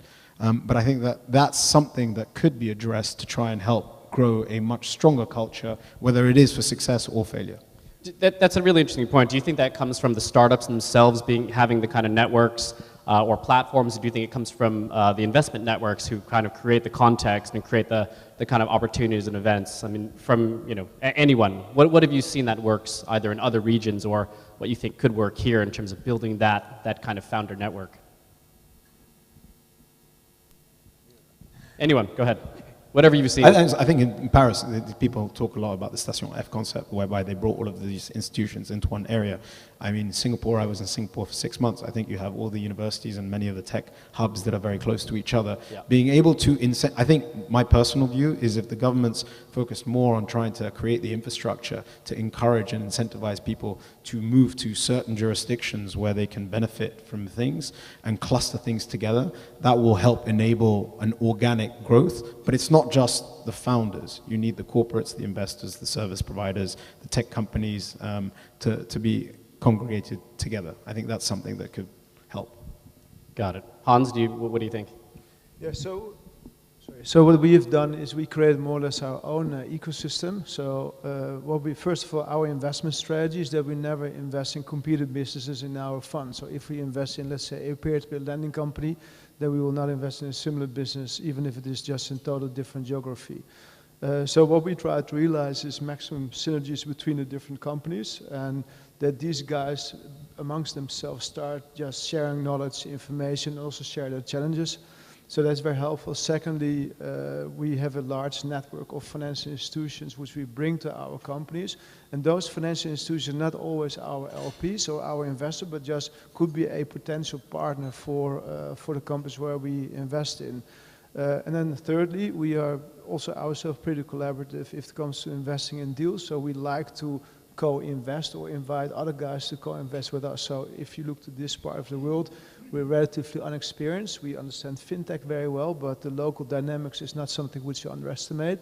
So if we make an investment, then we like to partner up with other guys, right? And that's also building an ecosystem, because what we bring to the table is maybe a different perspective than a local investor, right? So that's also the approach we're using. Faris? Yeah, and in Uqal we have now more than 300 members. And we have a project with the SVC, which is a matching program. And I think this is very good for networking and also to have a syndicate. Today in Uqal, we can have a syndicate, which is one in Jeddah and one in Riyadh and one in eastern side in Sharqiya, and they are investing together in one company. And this matching program is the SVC is giving, let's say if we invest in 1 million, they put 1 million. So the carry is 100% for the investor. So you get 10% hurdle rate and 100% carry to the investor, this is very good for the angel investor to invest in this stage. And the good thing is the syndicate is very important for growing the company and scale it. And today we have in Bahrain, hopefully, maybe inshallah 2 months, we will have another branch in Oman, Muscat, and also we will have, and I think this is very good for company to scale in the GCC, and that's the network that we are having in Uqal. No, it sounds like a great program. One last word, I guess we'll just go down on that really quickly. Any last words of advice or kind of guidance for the institutional investors in the audience who maybe haven't kind of been investing in the region? What are your kind of words of wisdom or guidance? What do you hope for the kind of investors? Shane, you first. This is a hard one. I do believe that there's a lot more room for investors to collaborate more. So I think entrepreneurs tend to collaborate a lot more. And I know investors, we do collaborate, especially on a more like a cliquey setting. Yeah. And I guess it's hard to change that because we collaborate on and compete at the same time. Right. But however, I do think, because I agree with you, although we like to lead, especially the seed and pre-series, that we try to always bring others. And we have seen so much value, and we love doing that. So collaboration. it's always great to collaborate and co-invest and build companies together. Because at the end, that's going to be great for all of the ecosystem. Great. More winners. Philip? I don't think it's for me to advise investors on what they should be doing. However, I will say that for many of you that do have portfolio companies, it's very hard for us to change regulation and government initiatives as individual founders, but you guys have a portfolio of founders that have many similar challenges. If you were to either as VCs or collectively, which is even more powerful, crowdsource the challenges and actually put on a front to say these are really issues that need to be addressed that really spur on the ecosystem, you are the people that are able to do that much more effectively than us as founders. Broadcast the learnings. Great. Faris? My advice is make sure that when you invest as a VCs, when you invest in a company, that you have an angel investor before. Definitely. He will help you in the company. Excellent. Hans? Yes, I think that the right time to invest in early stage. So I recommend VCs and institutionals to put their money in early stage companies. The building blocks of the ecosystem, I don't want to call it that the work is done, but yeah, the fundamentals are definitely there. There's a strong ecosystem of VCs, also great teams with VC. There's a regulatory framework in place, great incubation programs, etc. So I think it's the right time to invest. And also diversity is huge. You can invest in fintech, e-commerce. There are different themes where you can put your money in. So I would recommend to everybody in the room to look at early stage investment. Great. I think we have time for maybe 1 or 2 questions, if anybody has them. Sir in the back. I just had a question really around engagement with the corporate sector, because I haven't heard that much so far, and I think one of my bugbears over the years has been, how do we find a mechanism to get corporates to adopt, embrace, and participate in entrepreneurship? Because proof of concept, capital, and tons of potential entrepreneurs sitting inside corporates. So I think, and then when you meet entrepreneurs, as one does, getting into corporates as customers is one of the hardest things. I mean, it's impossible for even Kareem in the early days when we were engaged in the corporate sales. We couldn't get through to Emirates and many of these organizations because they were like, who the hell are these guys, right? We're a brand, they're just a bunch of guys. So, what can we do as a group, open question to the panel, to get corporates to be part of the next wave? Because I think, the opportunity for them to support entrepreneurship is, in my opinion, exponential. Yeah, that's a great question. So how to engage corporates and how to get them more involved? Or on a positive note, which corporates are already out there you think that are doing a great job at it and should be kind of replicated? I mean, I have a thought, but it actually requires a team's effort. So I mean, just to respond to your question, some corporates are actually quite active, like Crescent, they're quite active. There are some, let's say, big conglomerates who are getting active. ETR from Abu Dhabi is also starting to be active. So it is still a challenge. One idea I had that I discussed with, frankly, my friends in the UAE is that I want to choose, let's say, 40 big families and big conglomerates. And each one of them actually do want to work with VC, with the startups. So if you actually reach out to the right guys and ask them, they say, oh, we're keen, because all of them are eyeing on the startups, eyeing on the all the bubbles coming up from the startup world. But what they're so risk averse, and it takes so much time for them to do a small deal, and it doesn't make sense for them because they are like multi-billion-dollar companies, and for them to take 9 months, 6 months to do a $1 million deal, even if it's like a business development deal with a startup, it's really a hard sell. So what we propose to them is, look, like, you guys don't even have to invest in the funds, but invest in the startups that we are gonna invest, especially if they add a value to your business. And we actually start to have some of our portfolio companies actually be integrated with these companies, and so that they start to get into habit of working with the startups. And also we ask them to pay to the startups, because these guys, frankly, in the US, if there's a software company, they will get a $10 million of revenue from one company. Here, you might get $100,000. So it's really that challenge. Got it. Any other questions? Last question? I think it's coming behind you.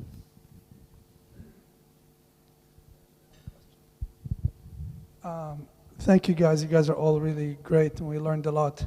I have a question either for Faris or for Philip. You both kind of mentioned how, Philip in particular mentioned how, the right hand really needs to talk to the left hand. People need to coordinate. He said, you don't know if you go to Dubai or Kuwait, who's the best compliance lawyer, and how to navigate through the different regulators.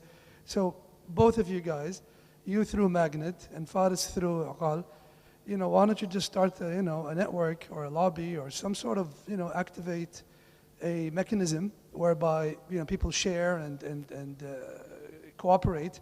Because, I mentioned that earlier. I said, one of the successes of Silicon Valley is everybody is networked and everyone helps everybody else. And so whether on your Magnet platform, which is essential, or Aqal, just to, I know it's a network of angel investors, but people want to learn, right? And cut unnecessary red tape. Yeah, I mean, 100%. Magnet was born out of the fact that we tried to create a platform across the region as opposed to each country because of this particular need, which isn't the case in Silicon Valley because a lot of information is shared offline that isn't required online. That is something that we looked at. We did previously. We took it off. I think from an implementation perspective, it is definitely in our plans as we continue to build out the community side of the Magnet platform. But how you do that as a startup to make that effective is very different to just sharing names. And that's, for me, the trick, is from a startup perspective, to make that work for Magnet, how do we do that effectively to get virality or use of it, rather than just having a listing of different companies and having them rated. But that's something that we're working on. Great, I think we will, oh, sorry, did you want to respond once? Thank you for your question. Actually, this is, that's what we are working now. And one of the things that we find in the Angel Group and Network is how we close the deal. It's very difficult. The entrepreneur is a Saudi company, and we want to invest in the regulation, and we don't have stock options, we don't have other assets. So we come up with now we are working with lawyers and with some of our members to come up with our converted note.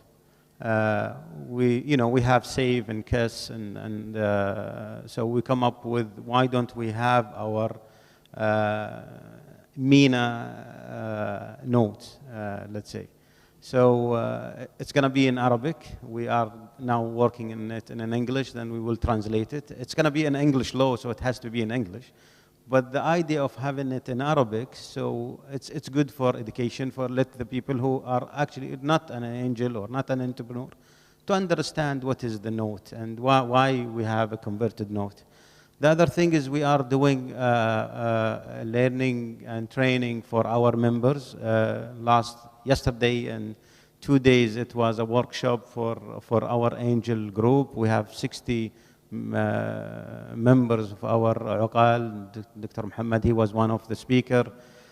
We want to show them how to make the deal, what is the evaluation, because we can see now, especially in Saudi Arabia, the valuation is very high in the seed because angels are coming and they are. So we want to educate them, and I think we will do it regularly. And rather than we have it 2 days, we will do it a focus. So 1 day for term sheet and the converted note, and 1 day for evaluation, and we will do it regularly, inshallah, with our members, and hopefully to see it, inshallah, in Kuwait. We'll have Uqal there. Great, I think we're unfortunately out of time. So I want to thank all of you for your attention. As Arij said, if you have any questions on blockchain, I'm happy to answer them offline. Otherwise, I'd like to thank all of our panelists, Shane and Philip and Faris and Hans, for all of their very valuable insights. Thank you very much.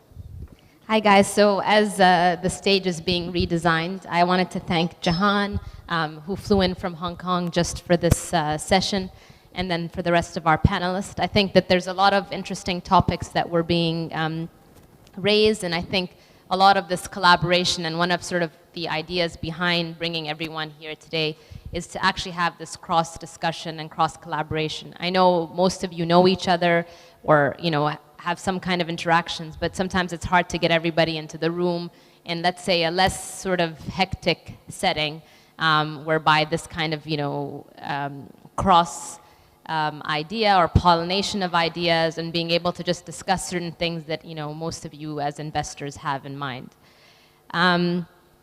Next up, we have someone whose name has been mentioned already quite a few number of times this morning, by Fahad initially, actually. So Emir and the Beko Group have been friends of Invested for quite some time and friends of the BDB. They were actually the first people who came together and helped support us when we first had Invested back in 2016 along with the Venture Souk team here. And so for those of you who don't know Emir, I'll let him introduce himself a little bit more, but he's one of the partners at Beko Capital, one of the, let's say, more advanced or let's say more experienced venture funds in MENA. First believers in MENA, and I hopefully continue to believe in MENA. Like Fahad mentioned, they recently closed their second fund at 100 million, and Emir is going to be talking a little bit about how to actually succeed in this space and whether investing in MENA is actually going to prove to be successful. So that's a round of applause for Emir.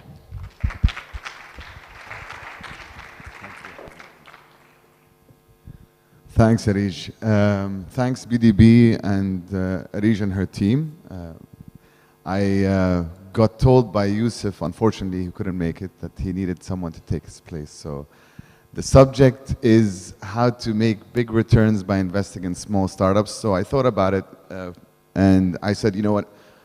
We obviously, as Fahad mentioned, raised our $100 million fund, and I thought I'd give you an idea of how we look at deployment and obviously how we think about returns that can be generated once we deploy a $100 million fund. So it's an Excel sheet, not a PowerPoint, but basically it just kind of, I'll guide you through it to give you an idea of the variables and the drivers that we consider when we want to deploy the capital and make money for our LPs. So, I'm going to have to use this pointer if it works, which it doesn't. So, top left of the screen, it's going to be hard for me to navigate, but we're a $100 million fund. And we obviously have management fees to cover the cost of operating the fund. And in our case, it's 2% management fees that scales down after your investment period. And for us, that's 4 to 5 year period. And from year 6 onwards, there's a 0.25 decline in fees. But that totals to around 17.5%. And if you take that away from the 100 million, you actually only have 82 million and a half to deploy. And so for us, when we look at the region, we think that there are probably going to be, today, given the growth of the ecosystem, 2 to 3 companies on an annual basis that over a 10-year period will become $500 million plus in size, right? Obviously, venture is a patient game, as Philip mentioned. It's a 10-year life, and some companies, even in the Valley, last 13, 14 years before they exit. So when we look at vintages, the past couple of years, we think there are probably 4 that have been created that you will see emerge as $500 million companies. So that means on a yearly basis, 2 or 3 companies emerge, and for us, that means we have to make enough bets to try and get those 2 to 3 companies. And then when we look at our portfolio, and we're very concentrated, given that that's a small base of companies that are coming out of the region, we have to really concentrate our efforts in taking ownership and adding value to these companies to make sure they get to that kind of scale. So when we look at our strategy, we say, okay, we're going to invest in about 18 companies. To be diversified, you need to hit 23 plus, sometimes 30 companies. But we're a concentrated fund, so we invest in 18 companies. And based on the power law model of venture, is that okay? Okay, sure. Based on the power law of venture, you make 10 investments, most of them, like let's say 5 or 6 go to 0, a couple go to 1x, and the rest, two of them will basically generate most of the returns. And when we look at like our peer VCs in the US, we find that the best VCs basically are able to get a third of their portfolio really generating those outlier returns. And we want to be the best VC in the region, or at least perform to that kind of metric. And so when we look at our strategy, we want to invest in about 18 companies, a third of which are going to be our winners, and then 2/3 are going to be losers, right? Money back losers for us, we put it in the same bucket.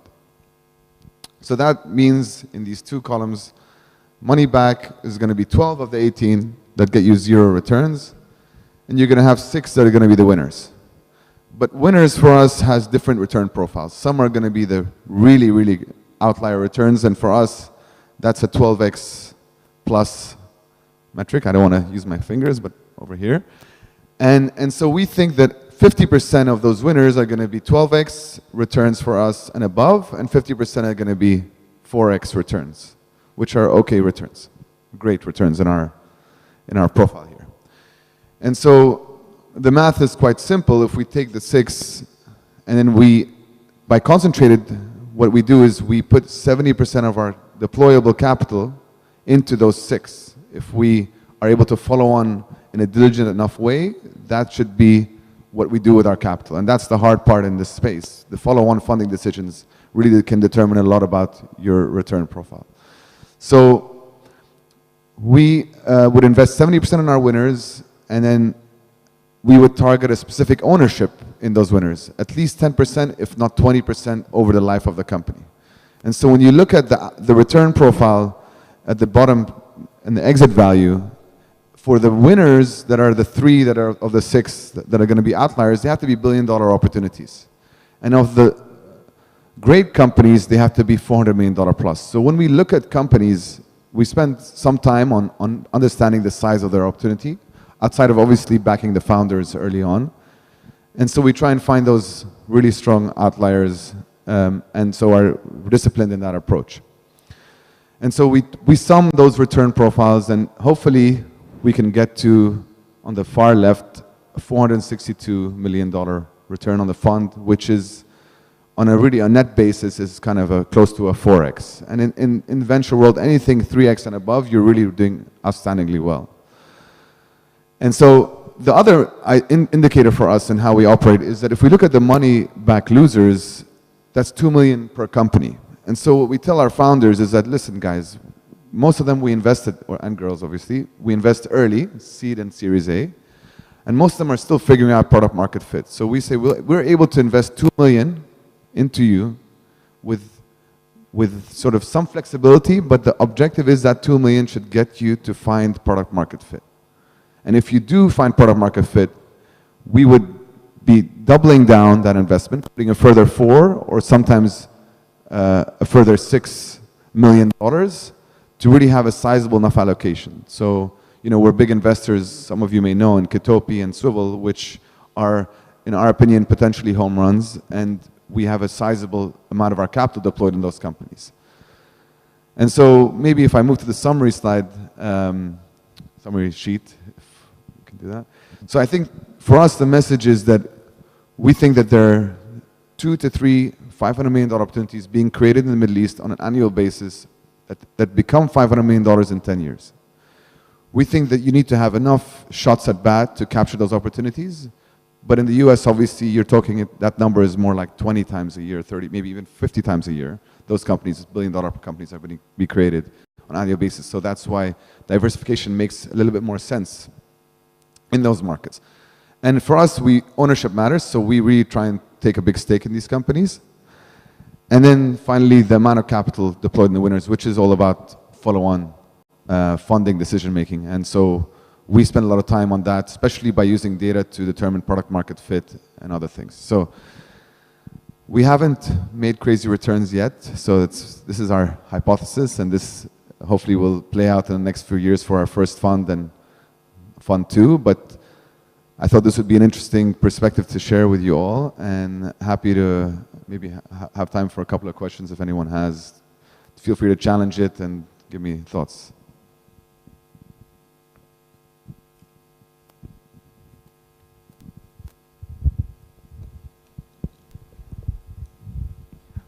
Out of interest, how much has this evolved from your first fund in terms of hypothesis, and what were the learning lessons from there that you applied in this one? I mean, we didn't take ownership seriously enough early on. So in our first fund, we didn't do that. We were a holdco structure, so it's kind of a different learning in that we thought we would raise more money in that same structure, but we had to not do that. And then we realized how important follow-on is and how to plan for follow-on. It's really difficult to plan for follow-on. So ownership, follow-on, and then what we also realized is how to, the follow-on decision for us, we started looking at data to support that decision versus, you know, sometimes you get emotionally attached to founders and their journey, so you kind of, your decision making is kind of biased in some capacity. So with the data, you kind of remove that bias a little bit. So that's another point. And making sure we really put a lot of our capital into those companies. And if I can just quickly follow up, do you automatically start looking to do Fund 3? I mean, do you start the process of fundraising again to avoid a lag in starting that exercise? So we went late in our first fund. We started raising when we were 80% deployed, but also the structure of the holdco pivot into a fund was there. I think this time around we've learned, so we're nearly 50% deployed in our second fund, and even though it was announced recently, we started investing nearly 2 years ago. So I would say that we'll probably go out and, I mean, I shouldn't be saying anything actually, I have no comment there. That's what I was told by lawyers, so let's leave that aside. Yes. This is more like a question that I always ask. I'm curious about how other VCs make their decision. So at the end, follow on, we all know that VCs, we make the most returns by the outliers. But those outliers, because they're already outliers, sometimes the additional money you put really gives you such a marginal increment. Because for example, some company starts to become so expensive and you have a limited capital, and like for you to decide to put 10 million to get 1%, perhaps even less than 1%, or like, whereas that 10 million, you can get like 15% of another company. So I'm just curious to get your thought. There's no right answer, but get your thoughts on how you make that decision. Is there any general rule of thumb you guys apply? No, I think it's a great question. I mean, we're learning. So I'll tell you, when we write our first check, we typically lead the first check, and we're big allocators in the second check. We do more than our pro rata and our next ticket. So what we call is double down. So we basically double down hard at the second check. And then the third check, we may put a small amount, but really that's, our doubling down decision is really what's key to building ownership. And we wouldn't do it if it was, you know, getting 0.1 or 1% of a company. It would have to be significant ownership for that to happen. And because we're early, that you know, most companies, like in Katopi's case, obviously, we invested in the first 2 rounds. And we built enough ownership that we're not going to invest in the round now. So. I have a follow-up question to Shane's. On the first sheet, you showed how the fund returns stack up if you have a certain assumption around exit stake of 10%. But what at least we're seeing in the Pakistan market, which is different to the MENA region, of course, but I would imagine that this effect is more pronounced in MENA, that as more capital is coming in, you do have a little bit of this like raising of valuations, more capital kind of going in. So in your actual experience, is it turning out to be as you had envisaged at the beginning when you think about portfolio construction and the stakes that you're actually ending up with? Are they consistent, or are you having to tweak those as you go along because the ecosystem itself is also progressing at a rapid pace? Yeah, great question. I think capital efficiency becomes important for us when we look at companies. So how many rounds of funding are they going to take? We project out future funding rounds to understand what our dilution could look like, but obviously that changes, so it's constantly tweaked, right? I think initially we thought we wanted to target 20%, but then we realized that's quite difficult to do with our size of fund. And so it's a constant iteration, but we think that if we don't end up at 10% at the end of the company, we're not getting the best out of our investment strategy. A very quick follow-up to that. Does that impact how your LPs look at you? Because obviously you had a different structure first fund, now you have a second one, you'll be going out there, even not announcing right now, but hopefully going out there at some point for fund 3. Do they look back at it and be like, hey, when you started, this was your portfolio construction hypothesis, but actually the fund was very differently invested? I think the learning we're taking now from a Fund 2 perspective is a lot to do with pacing, right? We really invested fast in our second fund, right? So that's one of the learnings, and that's something we have to have a dialogue with our LPs with to make sure that they understand what we're seeing, right? And from a strategy perspective, look, it's so far, these are like static numbers, but at the end of the day, it's like a benchmark, right? It's going to always vary a little bit here and there, and I think if we are able to address those issues by learning from our investments, I think we'll figure it out. I don't know if that answers your question properly, but yes, thank you. My question is, in your first fund, what was the percentage of the follow-on? And what is going to be in your second fund? The second question is, do you have a recycling also? Recycling. Yeah, so recycling is very challenging to do because the exits don't happen as often, and we don't invest late stage to have that window where we can generate returns sooner. But we have a couple of opportunities to recycle in our first fund now, which we may consider, but unlikely. Your first question was on the follow-on. Yeah, follow-on. Yeah. So 50% was in our first fund in terms of follow-on funding allocation. Here it's probably a bit more to 60% in terms of proportion of our total funds in follow-on. If we get our strategy right, but that again, that's what we're figuring out now. Thank you. Hi, Amir. Here. Hey, man. Omar, I think has. Okay. Walid, yeah, sorry. Walid, go ahead. Amir, stepping back from fund economics a little bit, Fahad had mentioned capital and talent. And then you looked at the 3 companies that were better than the 12, and then you put them into your great companies 3 and good companies at 3. What's it going to take to either increase those 3 to higher valuations and make the ecosystem just sort of put out a lot more successes? So where do you think is a fundamental change, at least for our region, where these numbers are going to spur up? So I think if you take Kareem, right, I think someone had mentioned, maybe Fahad or somebody else on the panel, maybe Shane, that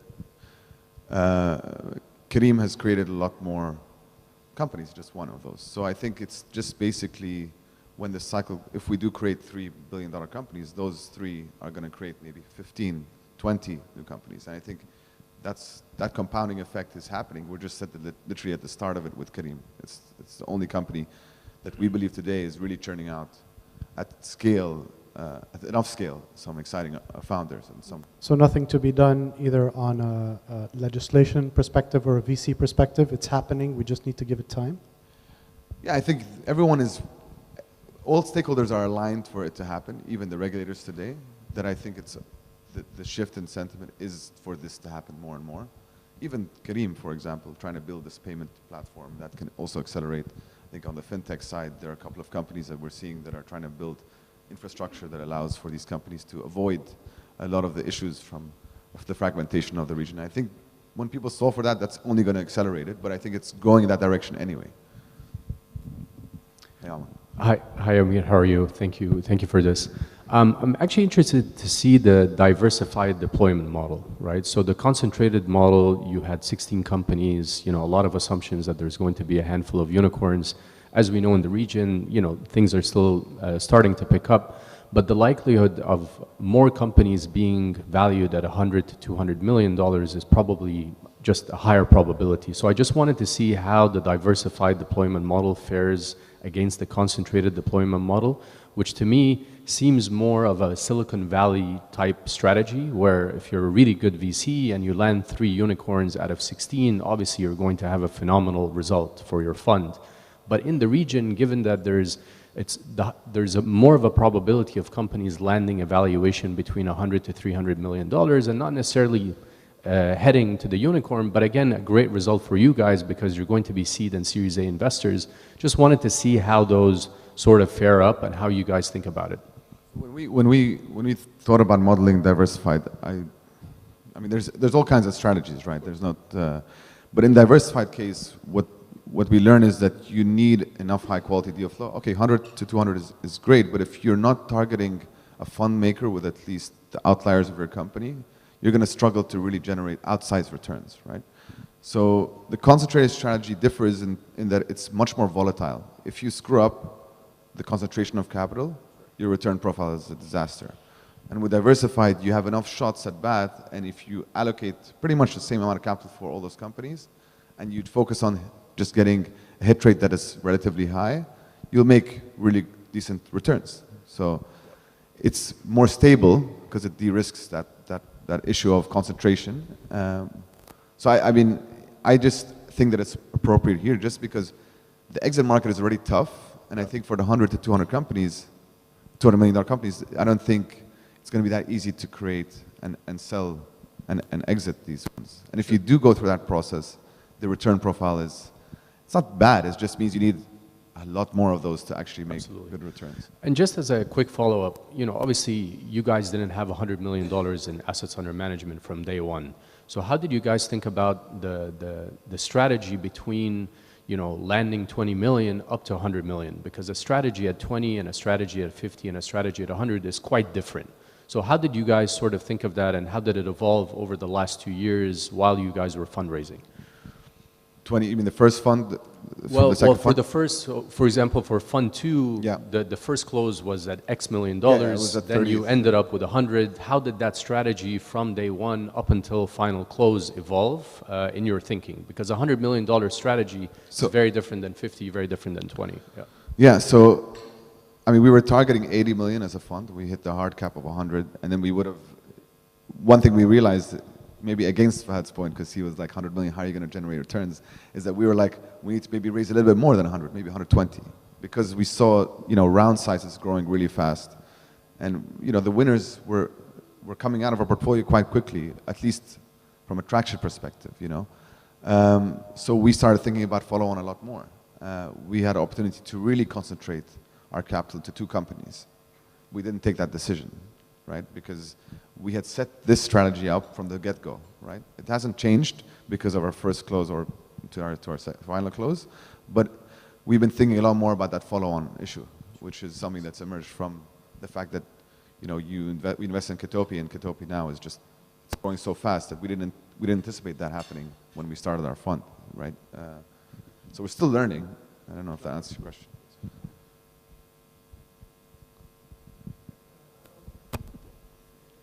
I thought you were going to ask. Amir, thank you so much. So the question that I have here is around ownership. With more funds, more capital being deployed, are you getting that 10% from the get-go and just exercising pro rata, or are you doing super pro rata? And if doing the super, how are you building the platform? Because there's natural tendency, if you look at Silicon Valley, they want to diversify their investors, and they want to say, like, you know, I already got money from you, I know you have skin in the game, I want to get money from X, because they also going to compound and add significant amount of value. So how are you building around Beko to say, like, we gonna up that 10%, we want to get it, and here's the reason why you would take it from us and not from someone else? So, great question. I think for us, we target 10% with our first check at least.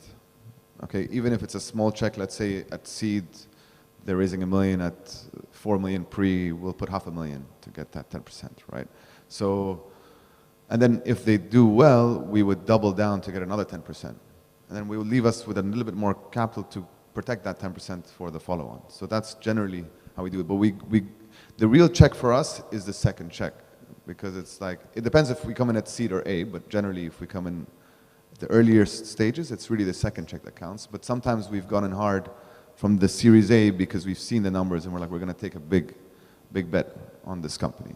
And then our job is to go get other investors that are value add. If at that point, we don't sort of, it only benefits us to have these investors come in at the later growth rounds where we don't have the capital base to support them. First of all, I just want to get on the record that says Beko is my favorite venture capital firm in the region. I know that, I know that, man. I know that. No, and the reason I use you guys a lot, and conferences since 2016 when we were on panels together. It's because you guys are doers and you've done it, and you're a case study, and you had exits. And so, like, this is why I choose Beko as a, and power to all the other VCs here who are trying to be, like you guys. My question is, again, with the lack of exits we're seeing here, right? There's just, the problem, as I used Kareem as an example, the value was low because of the lack of marketability risk, in the region, which any investment bank will give any company. You just can't exit here, right? That's one. Number two is there are no mega funds. Like now with the struggle that all the decacorns are having, all the big guys, Sequoia, Benchmark, all raised growth funds now, even Andreessen, 2, 3 billion, 6 billion growth funds to support their unicorns that can't go public, right? These don't exist here in the region. So let's say the world is dark in 10 years, okay? And there's just no exit. And you have 3 unicorns in your portfolio like you've, inshallah, predicted, okay? Or hope for. How do you deal with that threat and that risk? You want the honest answer? I don't think about that. I appreciate that, but I mean, it's just, generally, I have to be an optimist if we're investing in a company that, and the future has to look bright, otherwise, the whole industry is going to collapse. So I totally agree with you. I just think that it's, if we thought about that, then our whole strategy may be less risk focused, which is then what we need to be doing, taking more risk. Well, maybe then everyone here, and every chance they get on stage, should lobby for the government to do mega funds that can help with follow-ons at the later stage. Yeah. Right? All of us together just demand, Waha Fund is great, but... You have Mubadala now. Mubadala, PIF is coming through, great, good first baby steps, but we want them to be giant steps, inshallah soon. Inshallah, Habib. And thank you. I don't know how many questions you have. Go ahead, please. Yeah, I have a question, more of a comment as well. I noticed that you guys didn't have IRR listed on there, and I spent some time fundraising with LPs, and there's a lot of question and focus on IRR, given a lot of the private equity backgrounds, a lot of the public market backgrounds of a lot of investors. Maybe you can highlight why you're more focused on the multiple aspect than generating IRR on specific deals, because I think this is sort of something that a lot of the local investors tend to sort of look for that IRR number as a judgment of whether a fund is successful or not. And I think in the venture asset class, that's sort of misconstrued in terms of when IRR should actually be predicted. We sort of commonly say after 5 years, you should look at IRR, but I'm curious at what your stance is on the IRR versus MOIC and multiples that you guys are factoring in. Look, I think, good question. I mean, for us, the way we look at it is that it's really a 10-year game. It's not like you should expect when you invest in asset class to get your returns at that later stage of that life. So with IRR, it's like if you're driven to potentially exit some of these companies much earlier and to drive up your IRR, your decision making and everything around that is kind of skewed to that number, which I don't think demonstrates capturing the most kind of value. So we look at money on money just because it's the fairest reflection, and we tell investors 3x we target for the fund and potentially 20-25% IRR. But the IRR model is not what we're driving for. So I don't know. I just think it's important that other investors understand that aspect. Yeah, exactly. Okay, I'm going to ask the final question, or just have a final comment that if you could comment on. I was once told that, especially when I first started in this space, when I took the responsibility for Al-Waha, that when you speak to VCs and they're like talking about their strategies and what they're focused on and sort of what their differentiation, what they do in terms of like their value add, ultimately they don't really know. And no VC or no investor will actually be able to determine. And when they have a strategy, it really doesn't matter. And so, what is your comment to that? You have all of your targets and and everything outlined, but ultimately, how much of that is science, and how much of that is really dependent on the fact that it's a gamble? Look, I think, let's say the fundamentals should at least for us, the way we look at it is that it's sort of a basis of our strategy. It can evolve, it has to be flexible because there is the art part of it, or at least the unknowns that you have to kind of cater to. You may get companies that, like, for example, like I said with Katopi, when we invested in it through the fund, we didn't realize that in 1 year it's going to be raising and growing at this kind of scale. So I think we think it's scientific at a base level, but we have to be flexible with that thought. Okay. Thank you, guys. Thanks a lot. Thank you, Amir.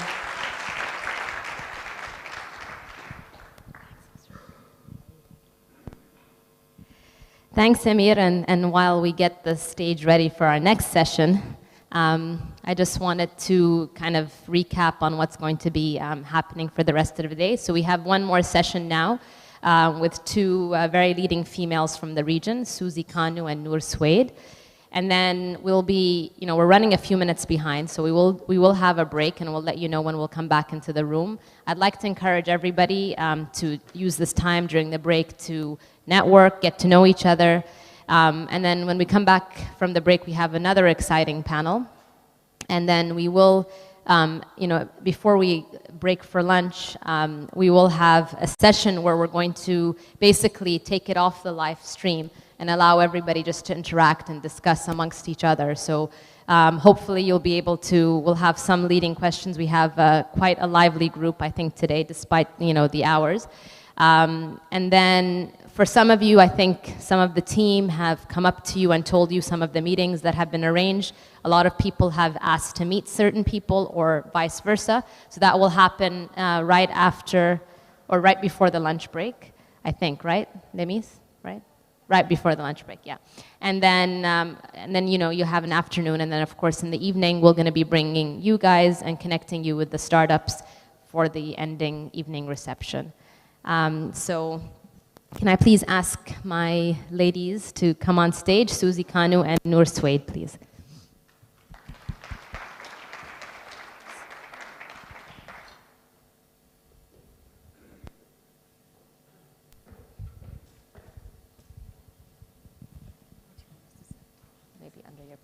We have to stand.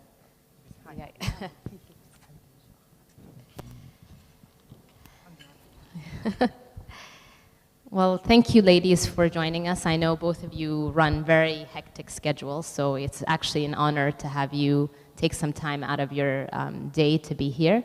I think, both of you are quite well known to the ecosystem, but just for the sake of those who are here from outside of the ecosystem, if you can just introduce yourself. So maybe we start with Susie and a little bit of your background and kind of what you do. Hi, I'm Susie Kanu, and I think I'm the latest entry into the tech system that you have in this ballroom. I come from a family business. It's generations old. It started in around 1920. 21 actually is where we have papers, and I've taken over. Actually, I was a disruptor in the family business. Years back, I took over the divisions that were really not doing well. We were in the bottom 20, which is in the automotive division, and I decided to take the challenge and take the challenge, and we are in the top 5 right now. Our revenue, our increase in revenues, over 300+%. So I came through with that challenge, so I'm constantly looking for new challenges. And Arij actually asked me a year ago to be a judge in a tech startup, a Shark Tank for tech, and I loved it. I loved the ideas, I loved it. I started to invest in tech, and I'm a novice at it, so don't ask me too many questions, but I believe in tech, and I think this is the future. Thanks, Susie. Noor? Thank you, and thank you for having me. So I come from a family business background as well. I started my career not in family business. I started my career in biotech in Boston as a consultant, and then I moved back to the region in 2005 and joined our family business, which is based in Dubai, in a very traditional sector, so in interior contracting. It couldn't get further away from tech if you tried. And I stayed there for 8 years, scaling, and ultimately we IPO'd in April 2008, so I was fortunate enough to lead that process. Stayed on for 5 more years, working with a lot of family businesses around the world and consolidating the industry. At the same time, I was fortunate enough to start my own little company, which was a yoga studio. Again, couldn't get further away from tech, but it was the first one in Dubai. And so experienced firsthand how hard it was to be an entrepreneur at the same time as running a billion-dollar company. And ultimately started helping other entrepreneurs because I just thought it was so hard. And I was fortunate enough to be in a position to mentor and to angel invest, and that got closer and closer to tech. And now running a VC firm, and that transpired from our family office. So post DAPA days, which was our family business, when we exited completely in 2013, I set up the family office, and then got into venture, because every deal we would do as a family office, there were 3 or 4 other families that would say, whatever you do, we'll do. And I wasn't taking enough, I guess, I wasn't doing enough diligence to take that responsibility. So I decided I wanted to set up a structure where we were doing enough work to take that responsibility. Yeah. Great, thank you, and thank you both for that great introduction. I think I would have tried to introduce you guys this well, but it would be very difficult for me. Susie, I mean, I've known you for quite a long time, and we always have these discussions about, when is the right time to invest in technology. We've had these discussions or debates on family offices and, when family offices will actually see the light. But then, you always come back to me and, you challenge me back when I speak, from my perspective as to whether it's the right time for family offices. And then the VCs might complain and they might raise their hand and say, no family office actually invests in tech, and, their processes are so long and they don't understand. So why is it? I mean, you've kind of disrupted, and you've disrupted this model. But if I'm a VC and I'm coming to a family office, maybe give us that perspective. How easy it is, and how did you get yourself to get into tech investing? I got into tech investing on my own before actually going back to my family business, because the issue or the background of family business is that they're conservative.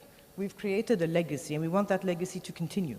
So we don't want too much disruption there. And we're held accountable. If we start to invest in startups and they start to fail, we're the ones who are held accountable. So it's conservative. The mentality is conservative. And don't forget, the leader of the family business tends to be an older person. So when the singularity comes in their lectures and they say we've got to update our leadership, they're completely right. We've got to invest in new leaders and new mentality. So it's very hard to convince an older chairman that you need to diversify into technology or innovation. Now, saying that, a lot of family businesses right now have percentages where they're investing in innovation. But my 2 cents worth, if I can say, is that if anyone is targeting a family business, is to start low. Don't come in with huge high numbers and ask for high numbers. Is to start low and let them see how their money is increasing, or the value of the money and their value of the investment is actually increasing. Once you go really high, they cringe and they move backwards. Because don't forget, you don't have many exits again, in this region. You have, if I'm correct, you have Kareem, you have Souk, you have Talabat, and that's less than 5 billion. So we don't have many exits to talk about. So it's true, we need to invest in technology. We need to change the mentality of family business, that we don't have to have the family name on the building anymore. We should be on websites. We should be internationally recognized. We should be tied to new technology, and not just on a building, a local building. So that's what, personally, that's what made me start to invest on my own. When I did, my family business followed. And then obviously this is in a local business, and then in a Silicon Valley business, no. When I started in SPV, actually most of the businesses around me followed, and yeah. So I mean, that's interesting that you say that most of the people sort of kind of followed. So do you think that sometimes they need to find a trusted partner? Would you say a VC, needs to believe in somebody? I mean, is it the same way? I mean, as an investor, do you need to believe in the as a family office, you need to believe in an investor, much like how a VC, when they look at a startup, they need to believe in the people? Is that what you? I think you always, in every business, in everything, you need to have a leader to take a role. And if it's a family business, if you see other family businesses come and enter, then all of a sudden you see everyone piggybacking, you know, if another family business that you trust starts to enter. And this SPV that I started from Silicon Valley, actually it was Fahad who brought it to me and advised me on it, but many followed behind me, but I didn't target the owners of the family businesses, by the way. I went through the generation like me, the CEOs, the family business people, but they were the, you know, well, I'm first in charge, but my age group. And they immediately joined. So there is an appetite, but sometimes maybe you're targeting the wrong person in the firm for the appetite. And sometimes if you just start off in a smaller amount, you will get by far more liquidity coming in. Thanks, Susie. Noor, I mean, how was your experience? Would you say that it was similar? The fact that, you know, you also started a family office and now are, you know, leading a tech VC firm. How did that happen? And, you know, how were you able to sort of change that mindset? You know, because this is like years of work and, you know, a business that you built together as a family, and now are you just gambling the money away, or what is it? You know, what are the thoughts that way? So I think that, you know, Susie's right. I started first by saying, okay, well, I'll put in $50,000 personally. And the second that I said that, you know, you had my brother, my father, my cousins, everyone was like, wait, if you're going to put your own hard-earned money into this, and you're not asking us to foot the bill, then what are you seeing that we're missing? And that became the first question within the family, and the cousins, and everyone, and then other families. And like I said, and it simply evolved that I was just investing based on the opportunities that would come my way that I would believe in. And then there would be more and more people around us that would want to invest and would set up 1, 2, 3, 4 SPVs. And it wasn't structured. It was literally opportunistic based on things that I thought had high potential, and some of them have done very well and some haven't done as well. I think as time progressed and I got more into the venture space, the family office became fully philanthropic. So we decided that as a family, we were very fortunate and we wanted to set up a family office that was fully philanthropic towards people who needed it a lot more than we did. And as that was happening and I was helping to structure that and get that rolling, I ended up in government for almost 2 years as a CIO at the Dubai Future Foundation, trying to create more ecosystem impact with an investment thesis that never properly materialized, to someone's earlier point on government involvement. Once both of those missions had been accomplished and the family office became fully philanthropic and the Future Foundation, you know, the accelerator and all these other things had materialized but not the investment strategy, I decided to start this fund almost 2 years ago with a very specific thesis. The thesis was, one of the biggest learnings I've had was spending 8 years in family business and spending 7 years as an entrepreneur, and that there's a massive disconnect. And so you see the family businesses, as Susie mentioned, and being led by people who are very, very entrenched in deep industry. And these tech entrepreneurs being people who are very optimistic and hopeful and speaking languages, and they just completely miss each other. And so I said, okay, well, I happen to sit between these people and those people. So how can I build something where the family businesses feel useful, where they can relate, where it's actually about their business?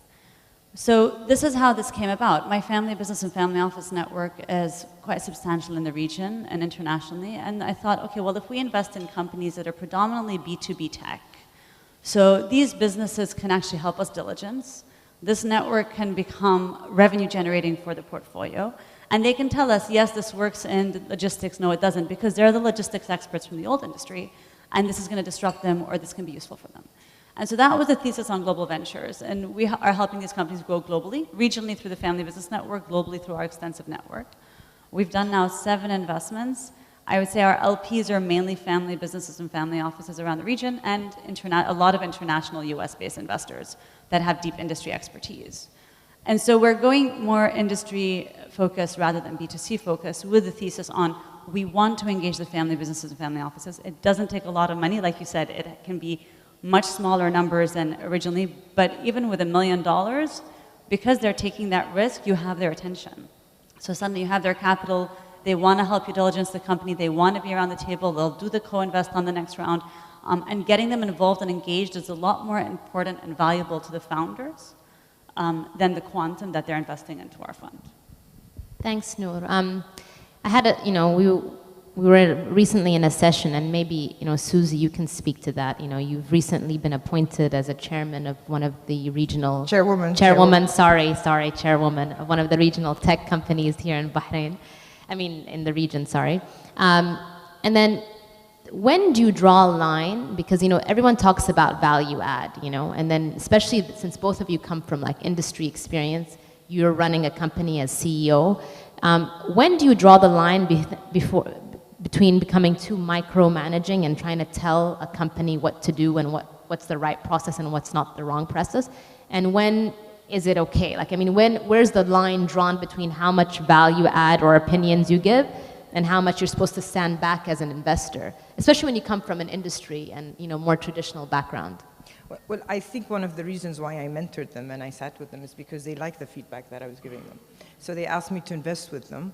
And after investing with them, they realized that there is value added. Now, I don't know how technology works. I just think that the idea that they have, I thought the idea that they had was just fantastic. It was such a simple idea. Skip Lino. It's a queuing system. Who could have thought of something so simple, There's no competition to it. The competition's archaic, it's the numbers. So it's just an app that is used in 190 countries around the world. What business could I have developed in 1 year where I could have had that reach in 190 countries? Now, they need from me something that probably, I don't know if I can say they like. It's live stream, so please skip line. I know you guys are great. You're lacking nothing, but I can help them with the business style, the business approach, and I think that is it. And also value added with the people that they could actually meet in different countries. And but they're doing great. They have double-digit growth, and the way actually. It really crashes our system of finances and all the balance sheets that we understand how to work with. Is in tech, it's just growth. That's all you guys talk about is growth, growth, growth, growth. For me in family business, I'm like, hey, slow down. I want yields. I need to see profits. I need to see profits every year. In tech, it's growth, growth. So I'm learning from them. They're learning from me because I am pulling sometimes the rein.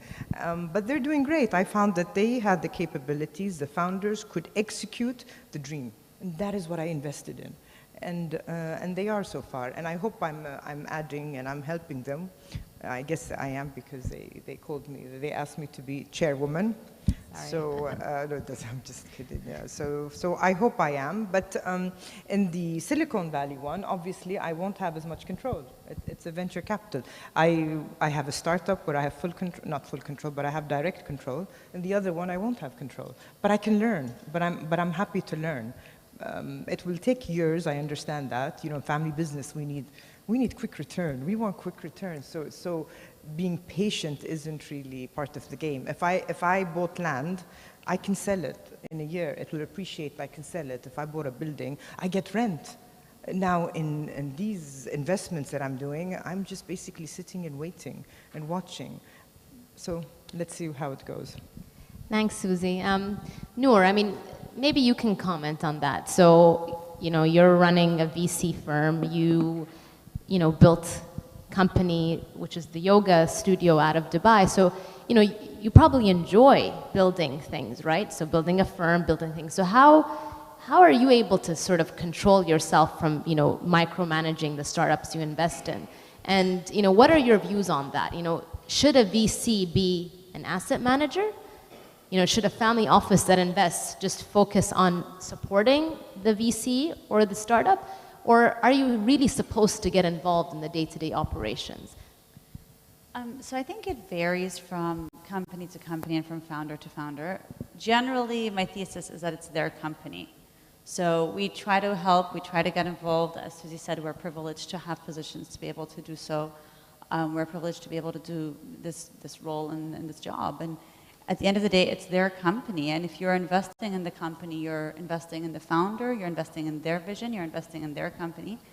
I come from a family business background where we ultimately sold our stake even post-IPO. So since 2013, we haven't owned a single share in what was once the family business and the dream of the family, right? So letting go is something that we have to coach the founders to do, but in the meantime, it's their business and their dream.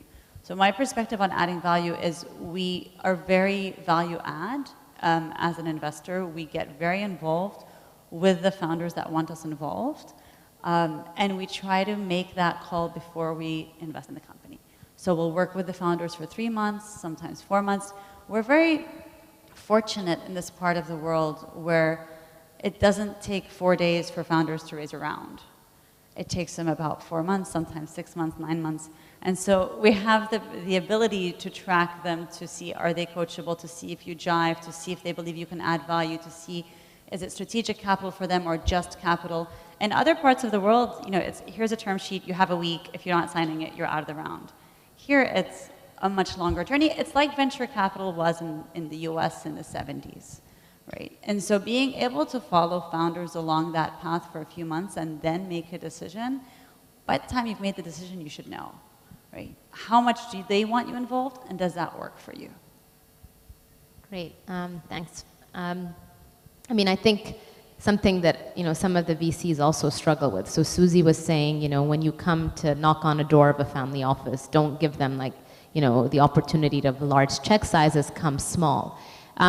You know, Noor, you said that, you know, you did your first sort of $50,000, you know, dollar investment. And then, you know, Susie, when you first decided to write your first check, maybe if each one of you can give us, you know, what kind of tipped you over the edge, you know, other than the fact that you felt that, you know, technology was the future. What was the approach that you probably didn't see in some of the other people who came to ask for money that you saw in the first people that actually convinced you? Well, I'm a bit biased. When I work, I have to enjoy where I work, with whom I work, or else it's just not worth it for me. I have to enjoy the journey. So when I met Skip Lino at the tech conference, at the tech judge Shark Tank thing, I just found the concept was so interesting, and I knew that I had to get into tech.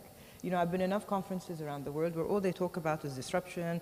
You know, we're going to be dinosaurs if we don't adapt, and which is completely true. So I said, I have to learn. I have to really push myself, and I have to learn. So I did, and I called them in many times. I went, I saw their offices. I liked their offices. The programmers are all Bahraini. It's amazing, you know, all Bahrainis and women as well. So it was amazing what I saw, and I was just so impressed, and I liked their passion, and that tipped me. I said, listen, if there's no way they can, you know, fail. I've got to start. I've got to try tech. New businesses fail. What is the rate of new business failure? It's over 80%. So, I mean, hopefully, this tech isn't going to fail. I see it just growing. And I just said, I've got to adapt, because we've also got to adapt inside our family businesses. You know, we're agents. Most family businesses are agents of something. So we really need to understand that sooner or later, there are not going to be any more agencies around. So we have to also adapt into new methods, into new styles of working. If the family business is not going to accept it, then maybe we should have an adjacent, what do they call them? A disruption company. I think they, you know, slash it's innovation. You can call it innovation. But you should have an adjacent one that sooner or later is going to grow bigger than that old family business tradition. But we have to get involved. We're not going to, tomorrow in my business, they're going to be automated cars. Tomorrow the dealer's probably going to sell online everything directly without needing me. So I've got to start to adapt to the new style of business. And if I don't, I will be a dinosaur. And not just my name on the building. So Noor, maybe you can follow up to what, you know, Susie was saying. So she needs to adapt as a family office. And so how do you think venture can help, you know, family offices actually adapt? And to your point, how can it help your family office adapt to what's happening in the world? So venture's a very big space. I think in the region, we see as a firm about 20 opportunities a week. So when I was doing this more independently, I thought I saw everything. I think a lot of family offices think they see everything in their vertical, and I was seeing about 5 or 6 deals a week. Now I'm seeing 20. I think I'm seeing everything. I'm probably not seeing everything. But it takes a team. It takes diligence. And I think that, you know, we work with some of our the families that have invested in our fund, and they've said, you know, anything that comes your way within our industry, send to us. You like it, you don't like it, it's too early, it's too late, it's too rich, it's the wrong geography. We have a mandate as a fund, but for them, they have a mandate on their industry. So they want to stay ahead of the curve. They want to know what's happening everywhere. So some of them are, very interested in health. Everything that we get in health tech just goes to these two LPs, whether or not, it works for us. And it goes with a big, in capital letters, we have not done diligence on this company, but you asked, so here you go. So we act as a filter, we act as a funnel. We think that that's half the reason they made the investments. But it's very useful to them. I also think that it's a learning opportunity as we run through diligence, as we run through valuations, as we work with founders. They get to come along in that process and that journey. They have access to co-invest. They can look at our diligence. They can learn about tech specifically and tech investing specifically. So I think it works for everyone. And we get industry knowledge. So when we look at something in a space where there's a family business that's been in the industry for 20, 30, 80 years, we call them and say, we're looking at something in your space. We want to know what you think. So it's a symbiotic relationship. It works for everybody.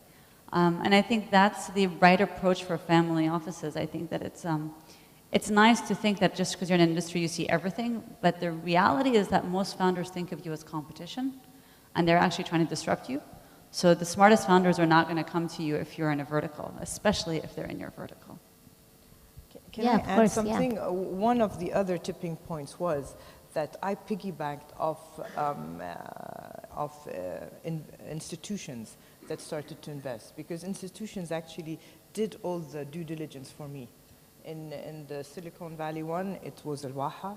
In the local one, it was Kuwait Finance House. So they did all the due diligence. It took them months, I'm sure, to do it. It's something that I couldn't probably do in a couple of weeks. So that made me feel by far more comfortable when I got the thumbs up.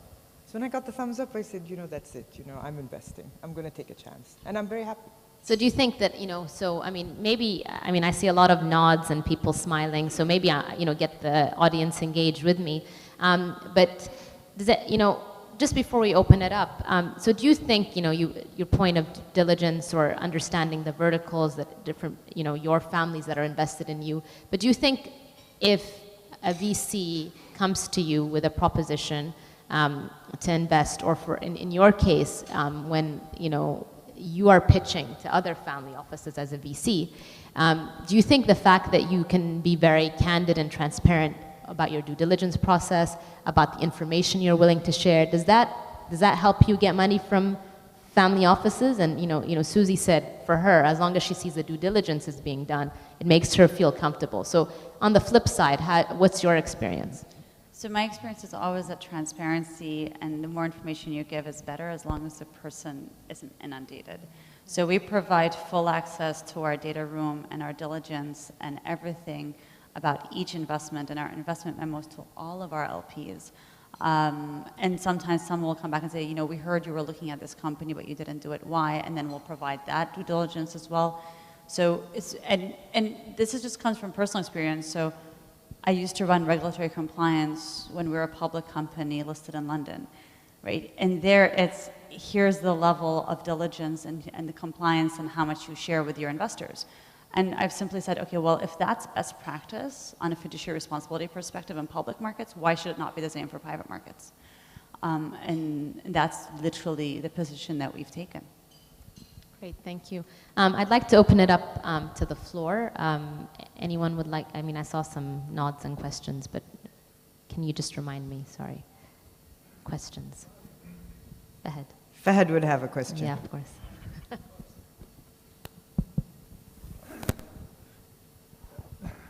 Thank you very much. This was very enlightening. Both come from similar family office backgrounds and decided to take the leap of faith into venture. I just have a question, and it's applied to both ladies. Whether Noor, the first 50,000 you wrote, or Susie, the check you wrote in either the VC funds or the Skiplino or the other investments you've done. Did you decide to, first did you allocate a budget? I'm going to allocate 100,000 this year and see how it goes. Do you have did you go through this the structured banking way that private banks teach you how to manage your money? Or how'd you do it? I wish I could tell you that, I had a structure, I had an innovation group that said, we're going to allocate this much money. In this case, no, I actually didn't. I just thought that this was something reasonable for me to put down, and then this was something reasonable for the company to put down, and also in the other fund, the same thing. I didn't have an actual structure when I started, no. So I didn't have a structure either. You know, it's like when you see a new dish on the table and you decide you're going to taste it first and then decide how much of your plate to allocate to it depending on how much you like it. I think that was kind of how you approach any new asset class. I think my perspective was more, you know, I was taking a look at where can I add value in the ecosystem. I was getting approached by more and more entrepreneurs. It seemed to me that 5 minutes of my time and a few phone calls, as I'm sure is the case with you, could probably save them a lot of time and effort. And then I had to be careful about how to allocate that time because that's everyone's, you know, most limited resource. So I just saw more and more increasing number of them in tech. Tech is something, I learned how to code when I was 8, so a very long time ago, and I stayed coding throughout college. I was the teacher's assistant for all the coding classes, though I was studying finance. So for me, tech isn't scary. It wasn't scary 10 years ago. It's not scary now. I can't code anymore, but I can, you know, pretty thoroughly look at a stack and figure out how scalable it is. So for me, it's something where I've always been close. I've always been interested. I've always been relatively competent, although it hasn't been the business I've been in family business. So that was something where I was happier to take risks because it's something I'm close to and something where I saw a massive opportunity and something where I could add a lot of value. But the first check was, this makes sense. I really like the founder. As someone earlier mentioned, I think it was Amir, who, you know, he's not sitting having 3 coffees back to back, you know, he's actually going and running his business, and I'd love to be involved and support if I can. And then the next one, and then when the third one happened, I was like, okay, if I'm going to do this, I need a structure and a strategy and a portfolio allocation and the rest of it. But it took the first one, the second one, and then it made sense to actually think through it more holistically. Great, thank you. I know a lot of the people here are either raising or just closed their fund or are about to raise. So, you know, these are the people you can get money from. So I'm surprised nobody's asking and attacking them. Thank you, Any more questions? They're going to come talk to you guys in the break, so I'm going to ask you a question. I just, you know, I always get this comment. You know, I always get this comment about how, you know, ultimately they feel that, you know, family offices, especially in the region, don't believe in any of the funds in the region. And, you know, Noor, you're actually now a fund, so maybe you can talk about your experience. But ultimately, you know, Susie, you know, you just said you invested in a fund in Silicon Valley. So when will you actually believe in the funds in the region? And what's missing right now that, you know, some of these funds that are raising here don't really have in place that makes you as a family office, you know, protecting the legacy, trying to disrupt what's happening, and, you know, what are they missing? She asked you. Yeah, first Susie and then. Well, I did invest. My first investment was in a local. But that's a startup, but the funds. I just started investing. I prefer to. I've been in business for too many generations. I prefer to invest in Silicon Valley right now because I think the managers of the fund have more experience. And I think it's the first time I venture into it. So I prefer to venture into something that's been tried and tested. Now, that says nothing, there's nothing wrong with obviously investing in local funds. But like I said, there's not enough exits, there's not enough excitement yet. But hopefully there will be. And so you think that will make it easier for you, you know, to be comfortable as you protect your family office legacy? So there is like there is a reason behind it. It's not just that you're there is a reason behind it. I mean, I need to, you know, I have shareholders. I need to go back and I need to say, yes, they've exited, they've done this, this is the numbers. I can't just walk in and say, I like this and, you know, let's do this. No, it depends on who their advisors are. It depends, you know, it's a business also at the end of the day, where to invest. So there's a track record as well. So if I'm starting to invest, I do need to invest there, but I've also invested here. So I'm not biased in any way, yeah. Noor, how did you feel as you were fundraising? And, you know, I mean, I don't know if I can say this publicly, but, you know, how many of your investors are actually from the region and how many of them are international? So I would say about almost 60% of our investors are not from the region. So we started trying to raise in the region and we see every deal anyway, why should we be paying you fees? we're better positioned to make judgment calls on deals because we know what's suitable in our industry and what's not. Our operating assets are all in the region, so when we invest, we want to invest internationally to diversify. All these reasons make sense. And we want to invest with managers who have a longer track record. So the feedback I was hearing was really, we like the space, we believe in tech in the region, but we're not going to give you capital anyway. And so, and we don't think that we should give you or anyone else capital for that matter, because you're not adding value. So we took a step back, and I went back to, the 2 other times I'd raised money successfully in my life. And when we IPO'd, we raised $790 million in 2 weeks. We had Morgan Stanley and UBS behind us. And I remember running that roadshow and taking every meeting, and I remember our hit rates. And so I went back, and it was 11 years ago, it was in 2008. And I had a chat with the president of Morgan Stanley at the time, who was our biggest supporter. And I said, where did this money come from? And he said it was 88% London and New York. So I said, great. So I got on a plane, and I went back to London and New York, and I said, here I can add value. Here's a part of the world that you don't have access to, where multiples are still lower than international multiples, which are way out of whack. And we are a new manager, but guess what, so is everyone else. And I'm going to show you stuff you would never see otherwise. And every deal that we bring to the table, and here's 7 deals we want to do, which were our first, 4 of our first 7 deals were from that pool, is either innovation you don't have access to because it's solving emerging market problems that you don't even know about, or emulation, and you know the $6 billion comp, so you can help us scale this company. And then we got about a 60% hit rate. But I was talking to people who were very familiar with tech. So we got the founders of General Catalyst to invest, we got the founders of Riverwood Capital, the top VC firms in the US, in London. Their founders were all like, we totally get it. You're doing what we did 30 years ago. Great, let's get involved. So literally I had to go somewhere where people believed I was adding value. Then I came back to the region. And then people said, oh wait, these smart people who have track records and years of experience are behind you. Now we have faith. So I said, that's great. I'm happy to take your capital as well as your industry expertise because it can add a lot of value to the portfolio. And that's how we put together the fund. We think of our LPs the same way we advise founders to think about their cap tables. Where do you want to be in 5 years, and who can help you get there? And that's kind of how we thought about it. Great. I mean, if I can say, sort of summarize my key takeaways from this discussion, is that, I think for family offices, there's still an element of having to try to protect the hard work that's been built over the years. But ultimately, it's that you need to build trust on both sides. So, for Noor's case, where she was trying to fundraise, she realized that if she needed to build trust, she needed to get the backing of people who've done this before, and then come back and pitch, the family office. And then I think in Susie's case is that, these VCs in the region need to at least show some success for them to build that trust, for her to go back to her shareholders and her stakeholders to showcase that this is happening.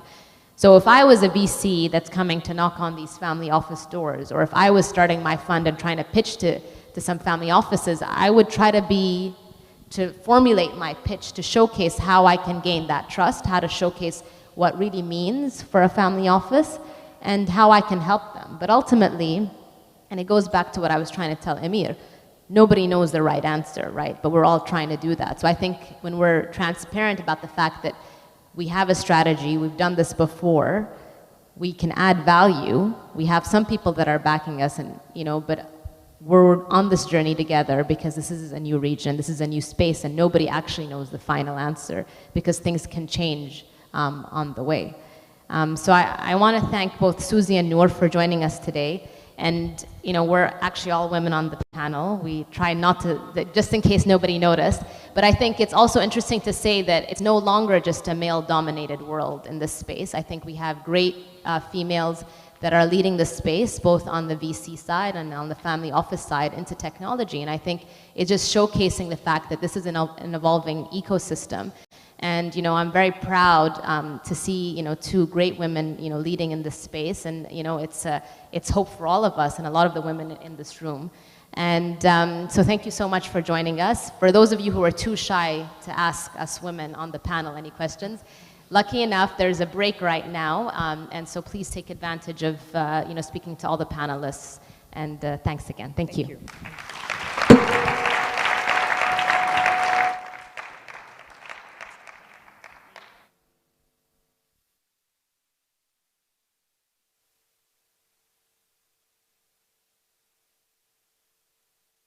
So we're on a break right now. I know we're a little bit behind time. Chris might scream at me in the during the break, but you have now time to speak to your moderator who's here.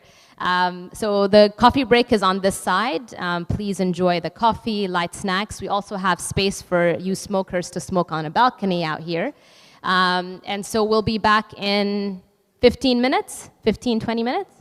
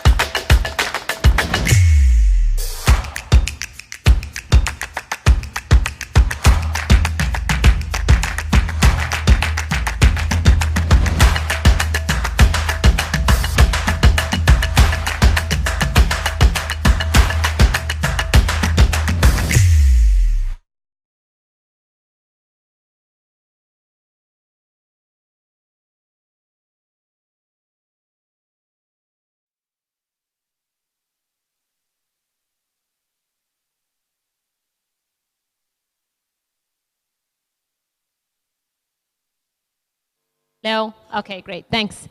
So if we can get everyone just to get seated again. Hope you enjoyed the break. We're just, a little bit behind time, but we're going to try to basically make this session a little bit shorter and then cut the venting session a little bit. But we're excited to welcome the next panel that will be moderated by Noor Suede. If I can find the moderator. Is she here? No? Girls, can you find Noor for me? But on the panel is Jahan. Right? Aren't you on the panel? You are. You are, yes. And Joel and Chris Rogers from Lumia Capital. So maybe if I can get you guys all and maybe try to leave this seat for Noor so she can be, and then have Jahan in the middle between the two men. Joel, maybe sit here so you can be under your photo. Yeah, okay, great.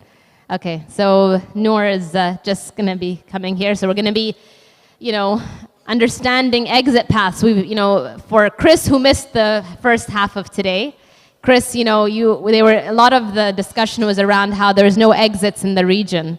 So, Noor is going to come up and moderate this, but she'll tell you a little bit more. Thank you. Thank you, Arish. Well, I'm delighted to sit in the moderator chair as opposed to being asked the questions. It's a lot more fun to ask the questions now. For the audience, I know you all, but it would be great if for the audience, if you don't mind, each of you introducing yourselves briefly. and what you currently do. Joel? All right. Hey guys, Joel Ayala. I am the co-founder and partner at Class 5, which is an emerging markets focused venture fund, and previously was with this guy. You were smiling about it. Jehan Chu from Kinetic. We're a Hong Kong-based blockchain fund investing in early-stage companies in both equity and, I guess we'll get around to it, but cryptocurrencies and tokens as well. Hi, Chris Rogers. I'm a partner at Lumia Capital, and we are primarily U.S. Investing VC based out of San Francisco, but we do some investing in this region. I've been doing business in the region for 20 plus years, having come here first to Saudi to do a joint venture with a company in the U.S. I co-founded, which was called Nextel. Thank you. So I think our panel has been shrunken to 30 minutes, of which there are 28 left. So we'll dive right into it. Across your portfolios, as you think about investing, at what point do you think about exiting? Is that before you make the investment, during, or do you think that in 5 years the industry will look so different and whenever it happens, it happens?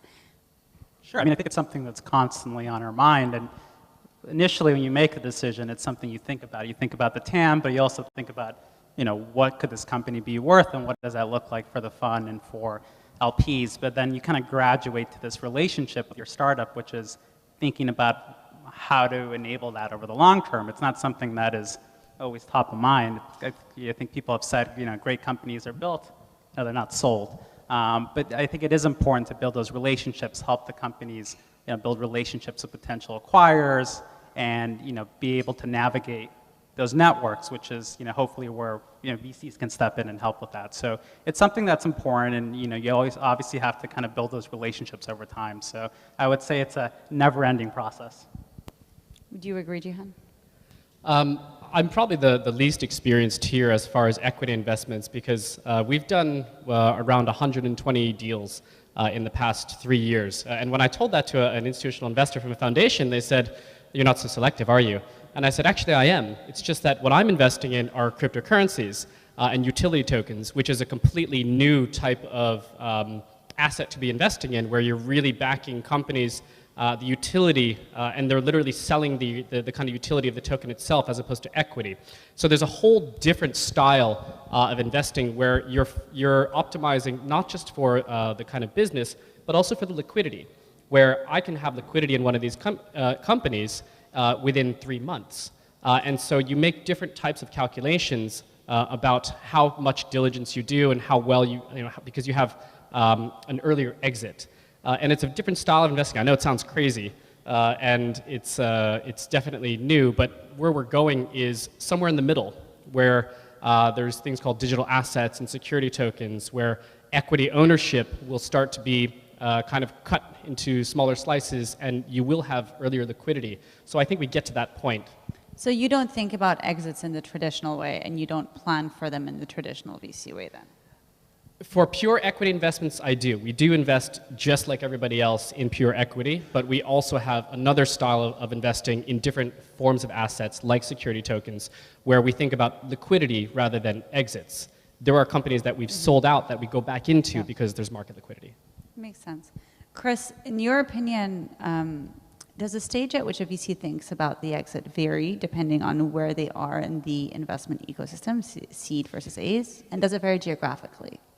Well, yes and yes. I think because we tend to focus on early growth stage, so that would look more like a Series B. Here or in the U.S.? Because the Series B varies a well, little I mean, bit. yeah. So we'll use that generally. I think we certainly have to be looking at that because the timeline should be closer. I think there's also, as you were really interestingly talking about in the earlier session, the idea of your money goes where you can add value.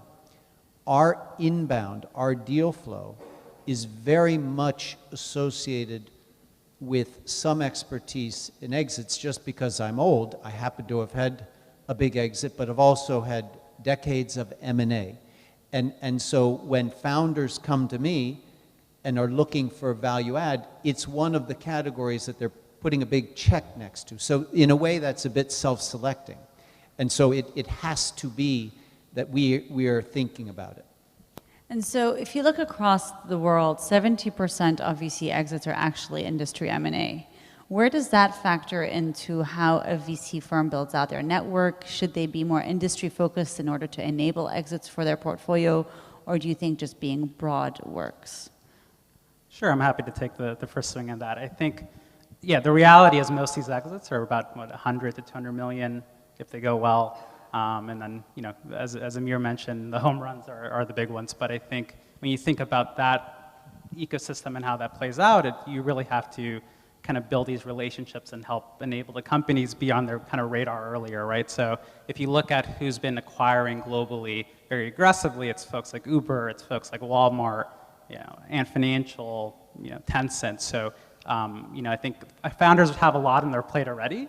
So as a VC, I think enabling those relationships, getting them on their radar early, whether they're investing in the company or just having a chat, those things do help down the line. So, I think part of it is you have to kind of put them on their radar and develop it over time.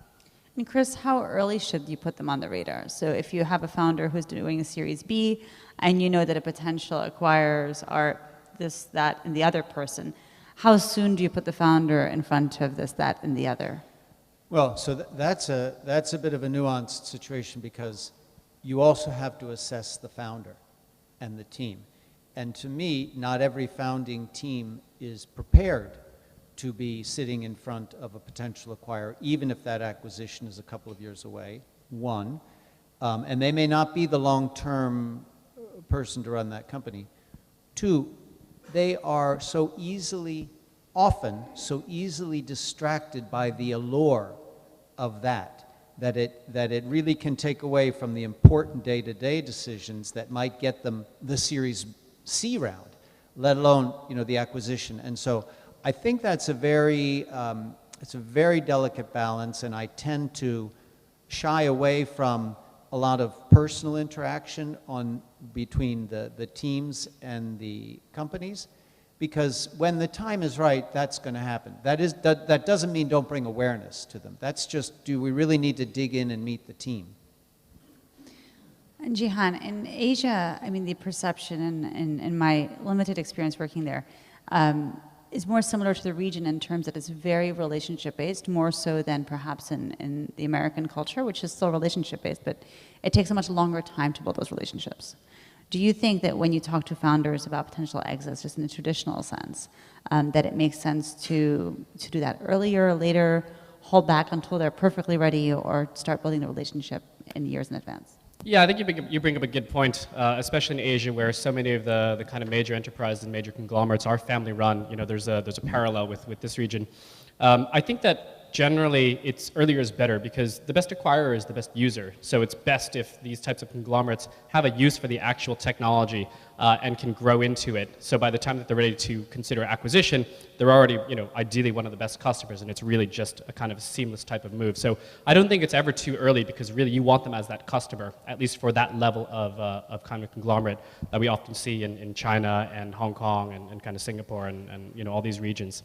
So I think having the founder understand that rather than, hey, this is a potential exit or potential acquire, like we don't really have that conversation. It's more, go get that business and good luck.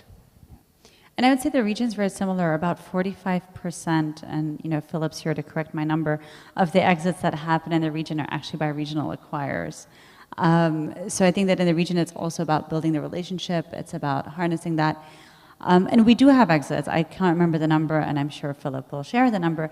But I think that the M&A that happens here is smaller in the tickets.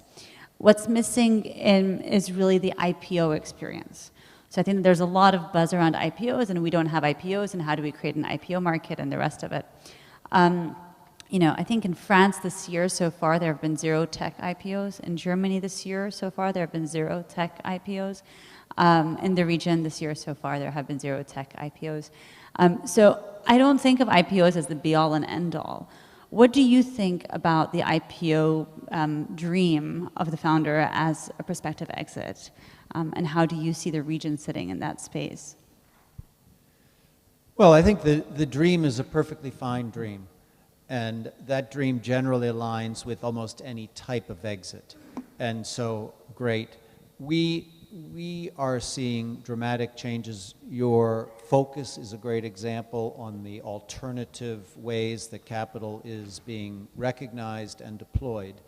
And so to think that this market might not be a hub for IPOs in 5 years is probably mistaken, but we don't know. So it's a perfectly good goal. I think a single goal exit strategy is fraught with danger. So it always has to be among the many, but it is one that people tend to sort of romanticize it as a liquidity event for their employees and everyone. Now we're sitting in markets right now where the drama of that story is very apparent, where you're seeing, most people don't think about the lockup afterwards. Most people don't think about what happens when a lockup is over, and the ups and downs of that are very compelling if you understand them. Most employees think about their exit, they think they're rich, then they can't spend it, but they want to spend it, they start spending it in some way, shape, or form, maybe through the form of debt, and then lockup expires and the stock craters and they feel like, oh my gosh, I got to grab liquidity. And then your employee base is very distressed. This is not a good experience for them, even though if they'd been prepared for it, they'd be saying, wow, that was upside.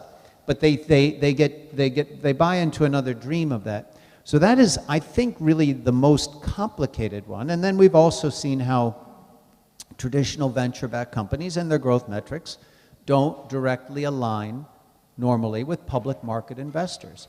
And it doesn't really say anything about the quality of the business, it just talks about a valuation difference, and that also comes as a rude awakening. So certainly the IPO, I think with all these storylines, is going to become less the holy grail. Thank you. I want to move a little bit into the founder. So as we invest in founders, and I'd say it's all about the management team and the founders, and then we provide them capital, hopefully strategic capital, so they can grow, and then they get to a point of exiting. And this panel is supposed to be all about exiting. How do you coach a founder through that? Because most founders are very passionate about their businesses. We like to think they're not attached to them. But how do you coach a founder to, okay, now it's time to let go, and this is a good time, and this is enough? Joel? That's an interesting question. I do think you're right. A lot of times the founder themselves or the founders are like, well, what am I supposed to do after this sells? And it becomes this long kind of conversation of, what's next? But I think there's different scenarios that end up happening which kind of dictate how to do that and how to coach the founders through that. There's good scenarios where you can go public, or there's a trade sale that happens, it's very attractive. I think at that point you always have to have a very kind of candid conversation between the founders, the board, the investors, and understanding what's best for the shareholders, the employees, and all that. And those are the conversations that should be happening constantly, right? If they're not happening at every board meeting, then there's a mismatch between those two, right? So I think it should be something that shouldn't come as a shock value when there's an offer that makes sense. Now, the other scenario is the downside scenario, and that happens a lot. Most of us will have a lot of companies that go through life cycles where you have to fire sell the asset or find a good home for it. And those are tougher conversations, to be honest. Those are conversations where you either have to, as a group, find a good outcome for the company, or get the founder to realize this is the best way to create value for the shareholders in the company. And those are ones where you end up having much more sudden movements to make that exit happen. So those are tend to be the less glamorous ones, but where as a VC and a board, you really have to step up and help the founder really find that exit and make sure you preserve value. And Jihan, you mentioned earlier that a lot of times the family businesses in an industry become clients for these founders, and that's a way to get in and start thinking about the value they're adding. Do you think that that provides entrepreneurs with a competitive disadvantage sometimes when it comes to wanting to exit, perhaps to another family that's in the same industry, and the one that's already their client might have more information. Do you think there's any conflicts there? I mean, we face this in the region where sometimes we have family offices that want to invest in a certain company, and the entrepreneur will say no, because then if they're my investor or they're my client, I'm not going to get this other much larger or much more important or much more diversified or simply other family office involved with me. Well, we haven't really seen that to be a problem so far, but one example I have is we invested in a small seed stage company called Liquify. What they do is they create security tokens, so they work with companies to tokenize assets. And we like them because they have a partnership with one of the largest, well, actually the largest industrial real estate holder in Hong Kong. And it was the son, the second generation chairman of the group, who was looking towards the future and wanted to find liquidity for a lot of these very kind of locked up assets they had in terms of the real estate. They invested, and what we found was that because of the family relationships and the relationships between the families, there were other real estate kind of holders and conglomerates and families who saw that as like a positive signal and wanted to come in and collaborate because they saw that it was being done. They saw someone take that first step, and it was quite a validator. Whether that will kind of prevent some type of like exit to one or the other, hard to say. I mean, I would love to have that problem in a few years' time, but I think that at least for our area where a lot of the technologies are consortium-based in terms of how they get adopted, we may not have that much of an issue. But that might be specific Chris, to what do you blockchain. think? Do you think strategic alliances can be dangerous for exits? Absolutely. But I was actually going to go back to your earlier question about the coaching the founders, because I think there are a lot of issues there. And one of the first issues is that we're all using the word plural, founders. And so often you have multiple people in a company, and at the end of the day, usually one is running the show, not a team-based running. It might be a good management team, but one is sort of called out as the CEO. And so you see differing views on when and how and if we should exit, and I think that's something boards have to be really sensitive to. And then you have differing goals, and that's where I think boards often insert themselves perhaps a little bit too much. I mean, if you're taking venture capital, then you know that you've put your company under pressure to exit within a certain timeline, which reflects the fund life. So that's the trade-off you make. But within that timeline, there's a lot of sensitivity, and I wouldn't normally sort of tell this story, but it was somebody, Mudassar was telling it the other day, and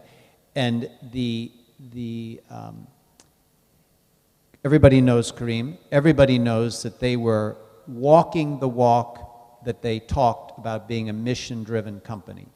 And they really were. They were very focused on their employees, job creation, changing whole cultures, and particularly the MENA ecosystem. And it was very high on their list. And Magnus and Mudassar and I went into a lot of conversations about it's too soon, we can have a bigger impact on the ecosystem if we don't exit now. And it took sort of me, third party, saying, you will have an amazing impact on the ecosystem if you exit now. And virtually every conversation that any of us have said the Kareem exit. And so they know now how important that was, and so the timing was right for them, and that doesn't, and thank God, I mean, the timing was right for the deal. The valuation is, stunning in hindsight, but it just shows that nuanced thinking that you have to be part of, and you have to be a coach on, and you can't simply say, hey, my fund is up, we got to exit. Because that's not going to create the right type of exits. Now back to the strategics. Yes, absolutely. That is, as we know, most financial investors view the presence of a strategic in a cap table as a negative.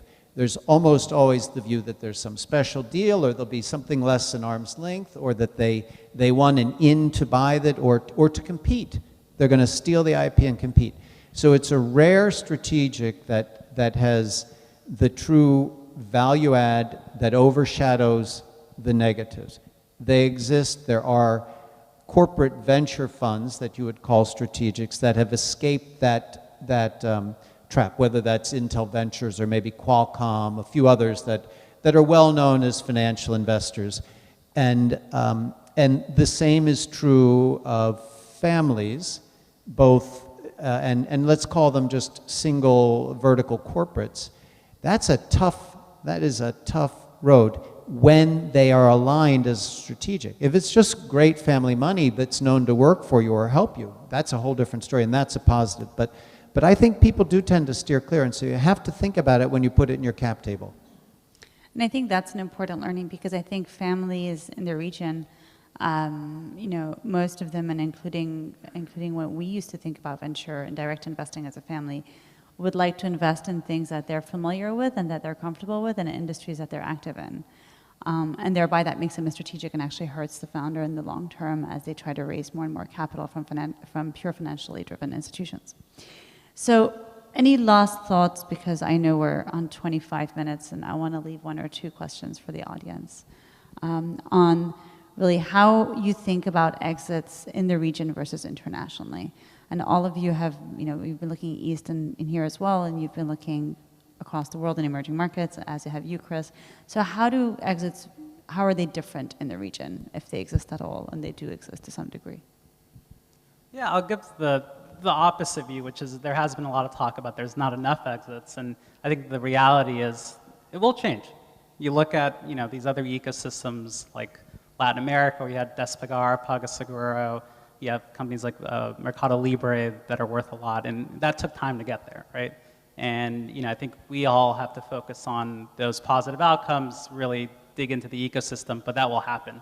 And that's just, you know, the way it'll work. But we have to be patient, nurture the talent, you know, partner with these founders and their big ambitions, and you know, be there when they need it. I take it from a slightly different angle, in the sense of it's less about the region and somewhat more about the kind of the nature of the asset. I think that I would hope in the Middle East region and in some others, maybe Africa, we're going to see the capital markets skip a generation and not be so dependent on this kind of antiquated model of IPO, et cetera, and move into more to a more liquid market. I think we're already seeing that with companies staying private longer and more liquidity for private shares. You know, platforms like EquityZen and SharesPost, which are doing a lot of business and growing really, you know, quite heavily or quite quickly. That will be, I think, the mid-phase where you start to have different forms of exits or liquidity, which can, you know, even draw out the IPO process, kick it even further down the line. Plus, what I was saying about digital assets, it sounds like, you know, spaceships and jetpacks, but mark my words, by 2020, 2021, you're going to see it to become very commonplace for companies to be issuing digital assets, which will create a whole new platform and will change the whole idea. If China can issue a cryptocurrency as its sovereign currency, which they're doing, you're going to see that happen to the capital markets, and everything that we're all doing in here is going to be sped up like X-fold. Yeah, and so I would say one thing that it's great to talk about, we need more exits. What we need are more successful companies. And successful companies find a way to get liquidity.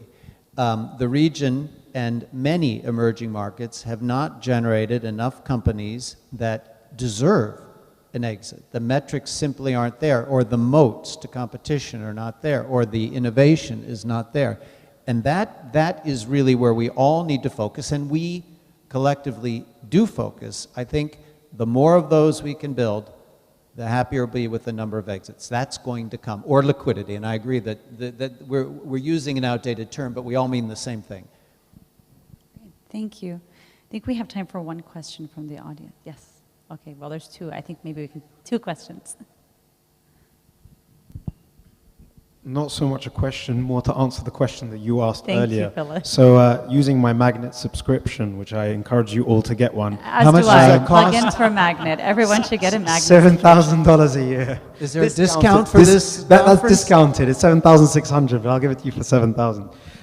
2018 had 17 exits, of which 82% were regional acquirers, 18 international, with disclosed value of $100 million. Whereas 2019 year to date has already had 23 exits, of which 60% were regional acquirers, 40% international, 3.6 billion in disclosed value, obviously 3.1 billion coming from the Careem exit. And there have been 2 IPOs. Fowry in Egypt was the first, and you can debate whether Network International is a startup or not, but that was listed in the London Stock Exchange as well. So we've done better than our European counterparts. Thank you. There we go. Other question? Hello, I do have a quick question, and it might be more appropriate for the team here. So we always talk about M&As as an exit for obvious reasons, at least for the Middle East. But I'm also curious, we'll not build an IPO market anytime soon, but what can we be doing for the next 5 years, 8 years, or 10 years, and build the IPO ecosystem here in the region? Because we don't want to be saying the same thing in 10 years, but sometimes because we only talk about M&A, like, and I don't know if a regional regulatory bodies or any locals or any like passionate regulators, lobbyists behind are actually fostering that IPO ecosystem. But also US and Europe and Asia, it took time. I don't know if we're actually building the blocks to make sure we have an IPO market here in the region, or do you think it's just not necessary? Well, I'll take a stab at that. I think you will have alternatives, and we're seeing them as discussed. But you'd be crazy not to move in parallel, and I think that's the kind of role that sadly I don't think I see anybody in this room that has a real role there. But that's where you have opportunity for, let's say, Bahrain or Abu Dhabi is being active to take a lead and say, we can enable that here because we've gotten rid of the regulatory underbrush. And that can be a great differentiator. Jihan, I saw you nodding. Did you want to say something? Yeah, I totally agree. Thank you. Yeah, and also like direct listings, I think is... Can you get Joel to say that? That'll be, or maybe Noor, that would be the really fun thing. Yeah, I mean, there's a lot of complaints about the, the kind of state of venture capital, and obviously we haven't seen the types of, results in some of the recent, more public IPOs. But direct listings, I think, are kind of on the rise. There's a company, I think GTS, who's really kind of involved and pushing, and there's a lot of, kind of noise and a lot of discussion about, the benefits of direct listing. There's innovation.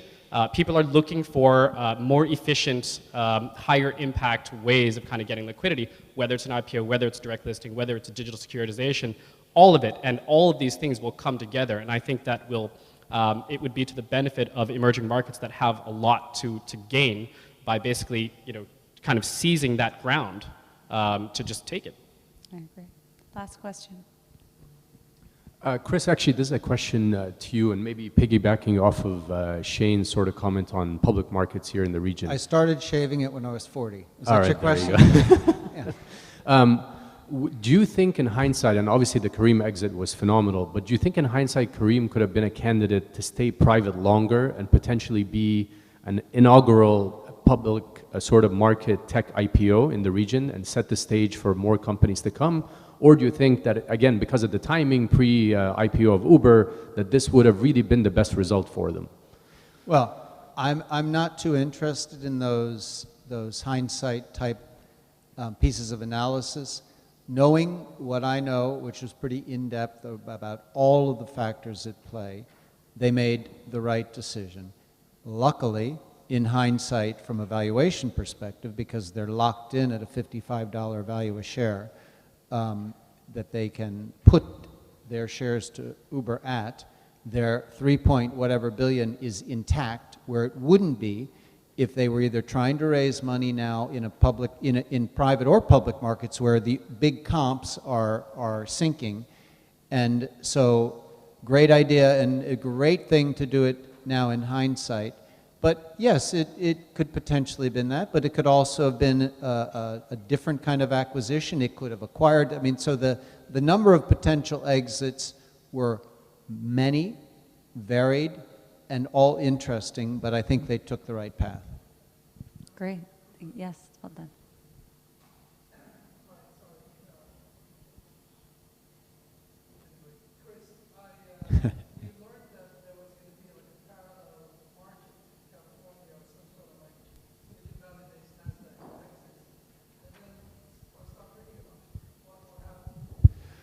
Well, good question. You know, markets shift around, regulators get involved, but that's not my area of expertise. I was reading the same things you were, and then I stopped reading them, and I thought, well, I got other things to do.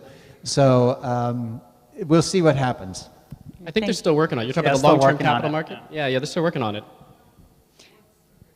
And Facebook has a currency, and I mean, there's a lot of things that you read about, and it's maybe coming, maybe it won't come. I get it. We're all reading it. I'm not in charge of it, so I wish I could answer better.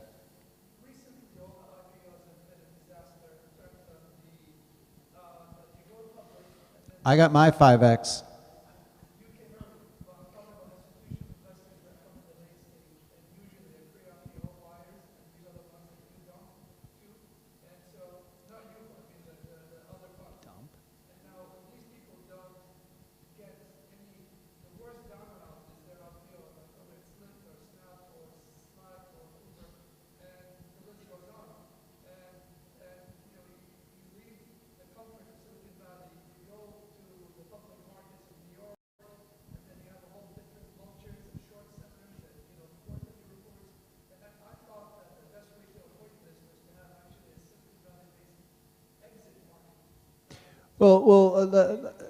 I mean, there's some merit to that parallel exit strategy, but generally speaking, public markets are using a lot of very relevant data and analysis to come up with their valuation.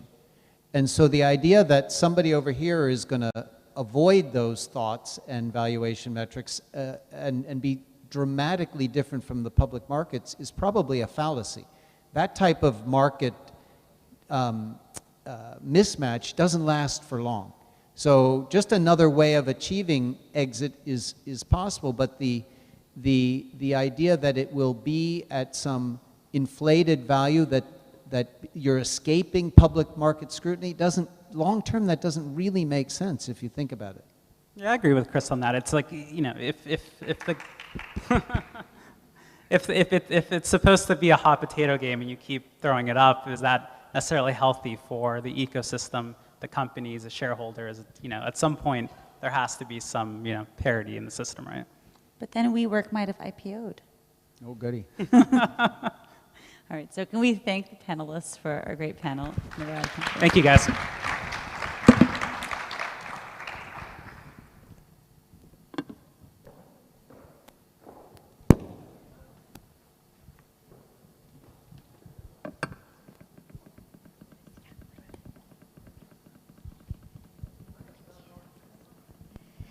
Okay, so for those of you watching us on live stream, we're going to be turning off the live stream now because in this session, this is off the record, so just in this room, an opportunity for all of, for us to continue the discussion. And then although this was supposed to be a 1-hour session, we're going to kind of cut it short because I think one of the venting issues will be everybody's hungry and everyone wants to have lunch.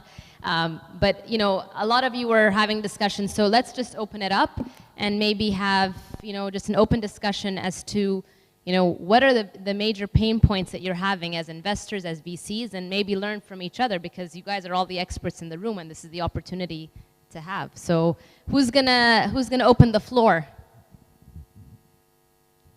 No one? Make sure the live stream is off. Okay, perfect. Oh, almost. Yeah. All right, so we have Ovais who's going to start. So I think I'll just, I think raising, I joined the fund 18 months ago.